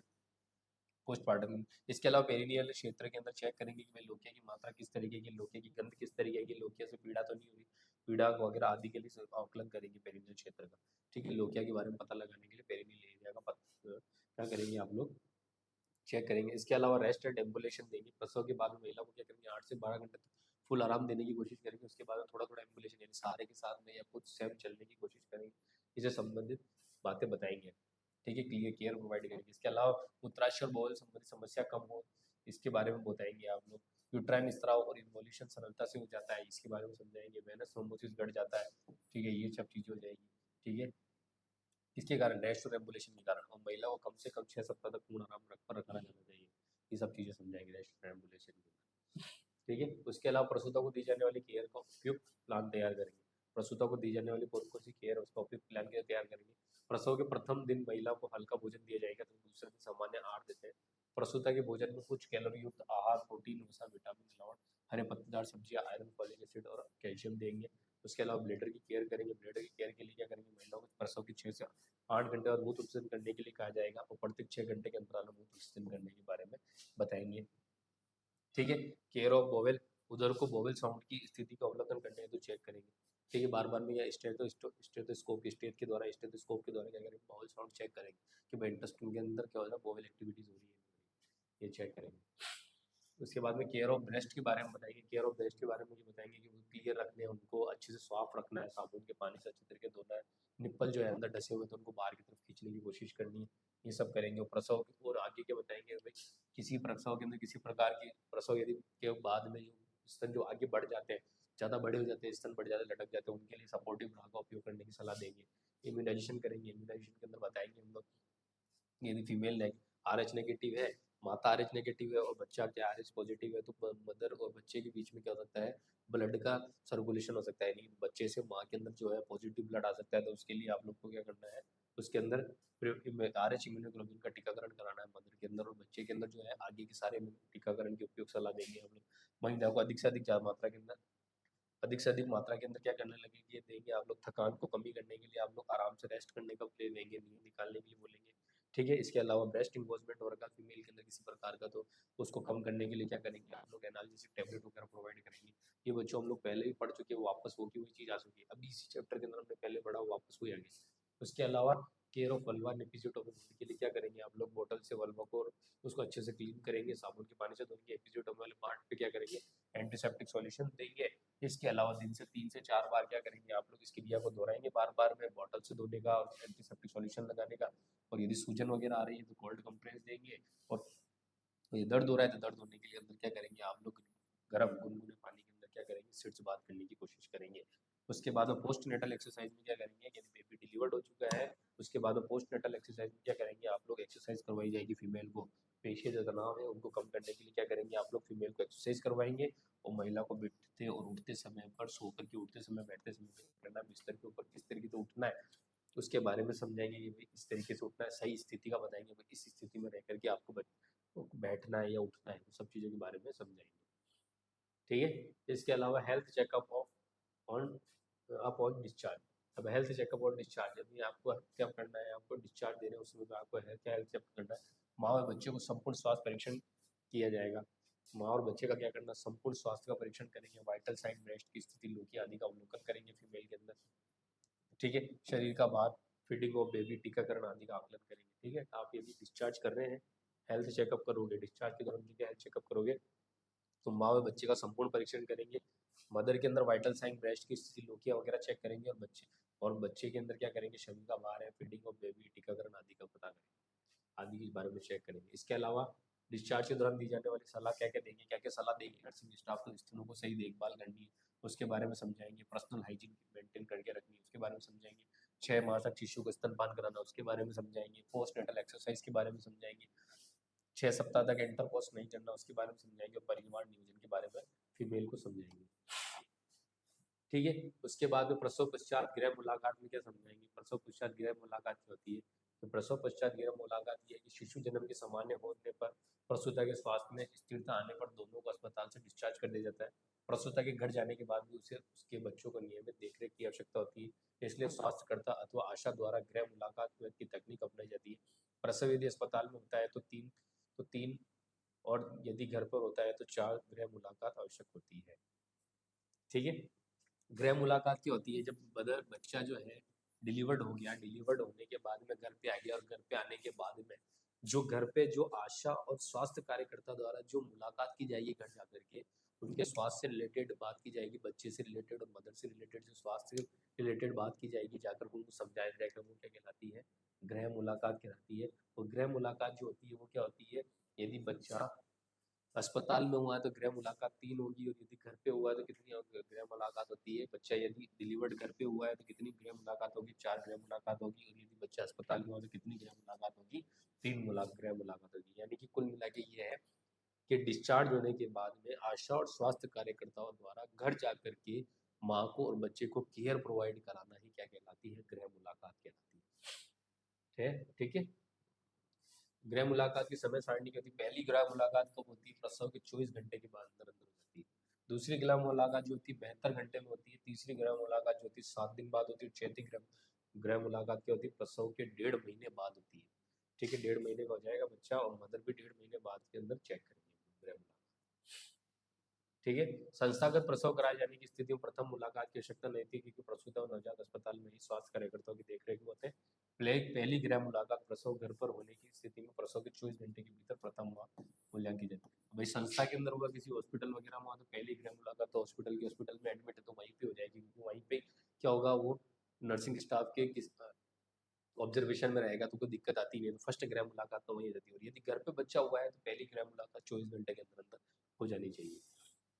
ठीक है, और उसके बाद में प्रसूता व शिशु संबंधी जानकारी लेना। माँ व शिशु को स्तनपान प्रारंभ कर दिया है या नहीं किया है, ये सब के बारे में पूछेंगे। लोकिया में किस प्रकार की असमानता नहीं हो रही, इस के बारे में पूछेंगे आप लोग। ठीक है, शिशु द्वारा पर्याप्त रूप से दुग्ध पान किया जा रहा है नहीं जा रहा है, इसके बारे में पूछेंगे। माँ व शिशु की प्रकार की समस्या तो नहीं है अथवा ये सब चीज़ों के बारे में पूछेंगे। नवजात का भी अवलोकन करेंगे गृह मुलाकात में। आप लोग जन्म के बाद में होने वाली कार्य की पैथोलॉजिकल पीलिया तो नहीं है, जॉन्डिस वगैरह तो नहीं है। शिशु की जैविक चिन्हों का अवलोकन करेंगे। नवजात की नाभि में किसी प्रकार की असामान्यता तो नहीं है, उसके बारे में चेक करेंगे। सामान्य स्वास्थ्य का आकलन, नवजात की शारीरिक गतिविधि आकलन चेक करेंगे। सभी चीजें जाकर के आप क्या करेंगे? गृह मुलाकात के अंदर चेक करेंगे। माँ से रिलेटेड भी चेक करेंगे, बच्चे से रिलेटेड भी चेक करेंगे। इसके अलावा स्वास्थ्य शिक्षा प्रदान करेंगे। आप गृह मुलाकात करने जा रहे हैं तो आप स्वास्थ्य शिक्षा प्रदान करेंगे। तो क्या स्वास्थ्य शिक्षा प्रदान करेंगे आप लोग? तो स्वास्थ्य कार्यकर्ता द्वारा महिला व उसके परिवार का निम्नलिखित संबंध स्वास्थ्य शिक्षा प्रदान करेंगे। इसमें क्या देखेंगे?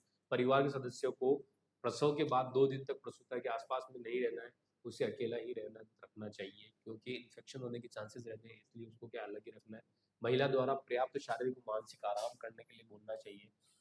ठीक है, उसके अलावा नवजात को माँ के पास ही रखने की सलाह देनी है, समझाना है आपको, स्वास्थ्य शिक्षा प्रदान करनी है आपको। स्वास्थ्य कार्यकर्ता द्वारा महिला को उसके परिवार को चीज समझानी है आपको। ठीक है, महिला को स्वयं की स्वच्छता की देखरेख के संबंध में सलाह देंगे कि भाई स्वयं की स्वच्छता किस तरीके से रखनी, पर्सनल हाइजीन किस तरीके से मेंटेन करनी, बच्चे की हाइजीन किस तरीके से मेंटेन करनी, उसके बारे में समझाना है। प्रसव के सामान्य होने की स्थिति में नवजात को 30 मिनट के भीतर स्तनपान प्रारंभ कर देना है, इसके बारे में समझाना है। ठीक है, स्तनपान के दौरान होने वाली समस्याओं का प्रबंधन किस प्रकार से किया जा सकता है, उसके बारे में समझाना है। महिला व नवजात के शरीर में यदि स्वास्थ्य संबंधित कोई असामान्यता नजर आती है तो तुरंत चिकित्सक से परामर्श लेना। महिला और क्या वो नवजात के अंदर किसी प्रकार की शरीर से रिलेटेड कोई प्रकार की प्रॉब्लम दिख रही है, कॉम्प्लिकेशन दिख रहा है, तो क्या करना है? उनको बोलना है कि आपको किसी फटाफट तुरंत चिकित्सक से परामर्श लेना है। ठीक है, नवजात की शारीरिक स्वच्छता की देखभाल, कंप्लीट देखभाल करनी है। नवजात के अंदर किसी प्रकार की शारीरिक अस्वच्छता नहीं होनी चाहिए, उसकी देखभाल प्रॉपर होनी चाहिए, उसके बारे में उनको बताना है, स्वास्थ्य शिक्षा प्रदान करनी है। उसके बाद दूसरी गृह मुलाकात में क्या करेंगे? दूसरी गृह मुलाकात में देखेंगे प्रसव के 72 घंटे की में दूसरी गृह मुलाकात की जाएगी। इसके अंदर क्या क्या देखेंगे? महिला और शिशु संबंधित जानकारी एकत्रित करेंगे। इसमें महिला के अंदर क्या देखेंगे? महिला में किसी प्रकार का स्रावित कोई प्रकार का कोई सिक्रेशन वगैरह तो नहीं हो रहा है, योनि के अंदर से किसी प्रकार की बाहर डिस्चार्ज वगैरह तो नहीं हो रहा है, महिला में एनीमिया तो नहीं है। ठीक है, इसका अवलोकन करेंगे। स्तनों में किसी प्रकार की असामान्यता तो नहीं है, उस पर पार्ट का दूसरी गृह मुलाकात में चेक करेंगे। पेरिनियम भाग में किसी पेरिनियम भाग का अवलोकन करेंगे। ठीक है, सेकंड गृह मुलाकात में। इसके अलावा नवजात के बाहर का अवलोकन करेंगे सेकंड गृह मुलाकात में। नवजात की जैविक चिन्हों का अवलोकन करेंगे। इसके अलावा नवजात द्वारा स्तनपान किए जाने से संबंधित जानकारी आप लोग क्या लेंगे? कब लेंगे? सेकंड गृह मुलाकात में। और सेकंड गृह मुलाकात कब होगी? प्रसव की 72 घंटे के अंदर। ठीक है, 72 घंटे के बाद में। ठीक है। महिला व नवजात की देखभाल संबंधी सलाह क्या क्या देंगे आप लोग 72 घंटे में? 72 घंटे दे दूसरी मुलाकात के अंदर महिला को अधिक श्रम नहीं करने के लिए बारे में बताएंगे, पेरिनियल स्वच्छता की देखरेख के बारे में समझाएंगे, पर्याप्त आराम करना है उसके बारे में बोलेंगे, शिशु स्तनपान के दौरान महिला द्वारा अतिरिक्त कैलोरी लेनी है, शिशु स्तनपान के दौरान महिला द्वारा क्या करनी है, अतिरिक्त कैलोरी लेने के बारे में समझाएंगे, नवजात को हाइपोथर्मिया से बचाने के बारे में समझाएंगे। ठीक है, ये सब चीजें क्या करेंगे आप लोग सेकंड गृह मुलाकात के अंदर देखेंगे। उसके बाद में तीसरी गृह मुलाकात के अंदर क्या देखेंगे, प्रसव के तीसरे दिन तीसरी गृह मुलाकात की जाती है। इस मुलाकात के दौरान माँ व शिशु की देखभाल के संबंध में सलाह देंगे हम लोग। तीसरी गृह मुलाकात में क्या करेंगे आप लोग, पिकअप देंगे, तीसरे दिन देंगे, प्रसव के तीसरे दिन देंगे, और क्या बोलेंगे इसके अंदर कि माँ व शिशु को क्या करना है, आपको उनके बारे में, उनके देखभाल के संबंध में सलाह देंगे इसके अंदर। तो इसमें क्या क्या सलाह देंगे। और चौथी गृह मुलाकात में क्या करेंगे, चौथी गृह मुलाकात के अंदर भी हम लोग क्या करेंगे, प्रसव के 1.5 माह बाद में करेंगे, 1.5 माह बाद देंगे। और इसके दौरान क्या करेंगे, इसके दौरान बहुत सारे काम करने हैं आपको, 1.5 महीने के बाद में आपको बहुत सारी चीज़ों का ध्यान रखना है। बहुत सारी चीज़ों का क्या क्या ध्यान रखना है आपको, तो देखेंगे महिला और शिशु के संबंध में जानकारी एकत्र करें। 1.5 महीने बाद में जो चौथी गृह मुलाकात करेंगे उसमें क्या देखना है कि महिला के अंदर किसी प्रकार का योनि से किसी प्रकार का स्त्राव तो नहीं हो रहा है, जो आपके डिस्चार्ज तो नहीं हो रहा है, असामान्यता की जानकारी लेनी है, जैविक चिन्हों के आकलन करना है, नवजात का शरीर का आकलन करना है। ठीक है, शिशु के शरीर की सक्रियता और निष्क्रियता का पता लगाना है, बच्चे के नियमित टीकाकरण से संबंधित जानकारी लेनी है, शिशु के नियमित स्तनपान करने की जानकारी क्या करनी है, देखनी है। ठीक है, क्लियर। इसके अलावा उसके बाद में देखेंगे महिला और शिशु की देखभाल संबंधी सलाह देंगे। महिला द्वारा कम से कम 6 माह तक शिशु को केवल स्तनपान करवाया जाना चाहिए, इसके बारे में समझाएंगे। ठीक है, इसके अलावा 6 माह की आयु होने पर शिशु को माँ के दूध के अलावा अन्य खाद्य पदार्थों के लिए देना जाना चाहिए, नियमित टीकाकरण कराया जाना चाहिए, इसके बारे में वो चेक करेंगे। और बच्चे की शारीरिक स्वच्छता का ध्यान रखा जाना चाहिए, इसके बारे में समझाएंगे चौथी गृह मुलाकात में आप लोग। ठीक है, 1.5 महीने बाद में। ठीक है, इसके अलावा और क्या करेंगे, एएनएम की क्या भूमिका होती है, एएनएम की भूमिका क्या होती है इसके अंदर, एएनएम की भूमिका चेक करेंगे। माँ व बच्चे के स्वास्थ्य को स्तर को अच्छा बनाए रखने के लिए प्रेरित करना है। माँ को बच्चे के स्वास्थ्य का अच्छे स्तर बनाए रखने के लिए क्या करेगी, एएनएम क्या करेगी, समझाएगी माँ को, सामान्य शारीरिक और मानसिक स्थिति में परिवर्तन आकलन करेगी एएनएम। ठीक है, माँ व बच्चे के मध्य संबंध में ब्रेस्ट फीडिंग का महत्व बताएगी एएनएम जो होगी वो बताएगी। माँ व बच्चे के पिता तथा अन्य परिवार को सहयोग करना चाहिए, इसके बारे में भी एएनएम समझाएगी। वे इस तरीके से परिवार को भी सहयोग करना है, पिताजी को भी सहयोग करना है, माँ को, ठीक है, बच्चे को भी सहयोग करना है, बच्चे का ध्यान रखना है, इस चीज़ के बारे में। बच्चे तथा माँ की आवश्यकताओं का आकलन करना, ठीक है, बच्चे तथा माँ की आवश्यकताओं का आकलन भी कौन करेगी, एएनएम स्टाफ करेगी। सर्वाधिक सावधानियों का उपयोग करने के बारे में भी समझाएगी। महिलाओं का परीक्षण के दौरान प्राइवेसी प्रदान करने का काम भी कौन करेगी, एएनएम करेगी। ये सब एएनएम के रोल है।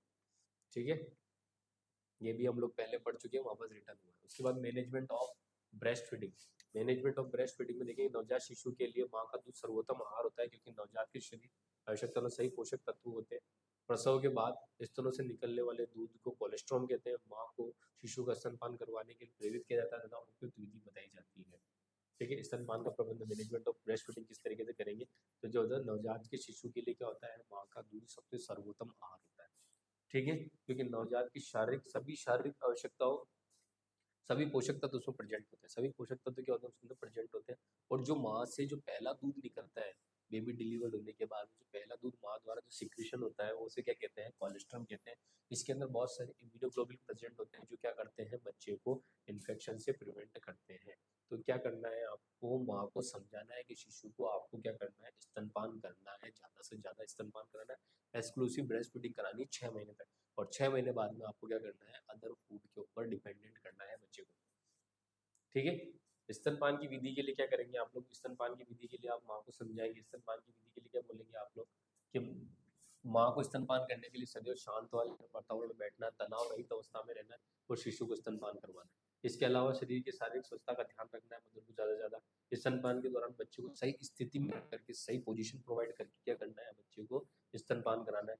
बच्चे को क्या करना है, माँ को गोदी में लेना है, एक हाथ से क्या करना है, सिर को सहारा देना है, और दूसरे हाथ से क्या करना है, एक हाथ से सिर को सहारा देना ताकि बच्चा क्या हो जाए, ब्रेस्ट के पास में आ जाए, और दूसरे हाथ से क्या करना है, निप्पल को पकड़ के उसके मुंह में देना है। ठीक है, ताकि क्या हो, बच्चा एरियोला को आसानी से मुंह से उसे टच हो जाए और बच्चा आसानी से क्या कर सके, दूध को आसानी से स्तनपान कर सके। प्रत्येक स्तन से क्या करना है, बारी बारी से, एक बार राइट साइड से, एक बार लेफ्ट साइड से, एक बार राइट साइड से, एक बार लेफ्ट साइड, दोनों तरफ से बारी बारी से दूध पिलाना है। ठीक है, बच्चे माँ को। और स्तनपान के दौरान क्या करनी है, वायु स्तनपान जब बच्चा करता है ना, मदर से स्तनपान करता है, तो क्या होता है, बच्चा दूध के साथ में वायु भी उसकी बॉडी के अंदर क्या करती है, अंदर क्या अंदर जाती है, तो क्या करना है, बच्चे को कंधे के ऊपर लेना और कंधे के ऊपर लेकर के क्या करना है, पीठ के ऊपर थपथपाना है, ताकि क्या डकार आ जाएगी, डकार आने से क्या हो जाएगा, बच्चे को दूध जो होगा हो जाएगा, डाइजेस्ट हो जाएगा। आया समझ में? ये सब चीज़ें क्या करनी है, माँ को समझानी है नर्सिंग द्वारा, नर्सिंग स्टाफ द्वारा। इसके अलावा स्तनपान के दौरान होने वाली कौन कौन सी बाधाएं, बहुत सारी बाधाएं भी होती है स्तनपान के दौरान। तो क्या क्या बाधाएं हो सकती है, शिशु को आवश्यकता से कम या आवश्यकता से अधिक स्तनपान कराना, ठीक है। उसके अलावा महिलाओं के स्तन में इंगोजमेंट हो गया, इसकी वजह से भी क्या होता है, ब्रेस्ट फीडिंग नहीं हो पाती है। स्तनों की त्वचा में संक्रमण, इसकी वजह से ब्रेस्ट फीडिंग नहीं हो पाती है, ठीक है। त्वचा के निप्पल्स अंदर की तरफ मुड़े हुए हैं, ठीक है, त्वचा में निप्पल्स जो अंदर की तरफ मुड़े हुए, उसकी वजह से ब्रेस्ट फीडिंग नहीं होती। स्तनों के अंदर किसी प्रकार का संक्रमण हो रहा है, इसकी वजह से भी क्या हो सकता है, ब्रेस्ट फीडिंग नहीं हो पाती। स्तनों में दर्द है, ब्रेस्ट के अंदर कोई पेन हो रहा है, इसकी वजह से भी क्या हो सकता है, स्तनपान नहीं होगा। दुग्ध वाहिनियों में अवरोध उत्पन्न हो रहा है, दुग्ध वाहिनियों के अंदर किसी प्रकार का अवरोध है, ठीक है, दूध बाहर वापस सिक्रेट नहीं हो रहा, उसकी वजह से भी क्या हो सकता है, ब्रेस्ट फीडिंग में प्रॉब्लम होती है। शिशु संबंधित समस्याओं के कारण भी ब्रेस्ट फीडिंग हो सकती है। शिशु के होठों के फटे हुए होंगे तो भी क्या ब्रेस्ट फीडिंग प्रॉपर नहीं हो पाएगी, ठीक है। अपरिपक्व शिशु जन्म ले लेगा, अपरिपक्व प्रीमैच्योर बच्चा होगा तो भी वो भी क्या कर पाएगा, ब्रेस्ट फीडिंग नहीं कर पाएगा। और स्तनपान के दौरान शिशु की नाक बंद हो जाएगी तो भी ब्रेस्ट फीडिंग प्रॉपर नहीं हो पाएगी। आया समझ में?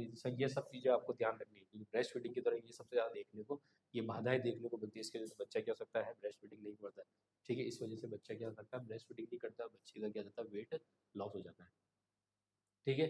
उसके अलावा ब्रेस्ट फीडिंग इन इन कंडीशन के अंदर नहीं करनी है, यदि मदर को इन प्रकार की प्रॉब्लम्स है, एड्स है, स्तन कैंसर है, ड्रग्स, किसी प्रकार के ड्रग्स ले रही है और स्तनों के अंदर घाव है, तो इस कंडीशन के अंदर आपको क्या करनी है, बच्चे को ब्रेस्ट फीडिंग नहीं करानी है, ठीक है। Thank you.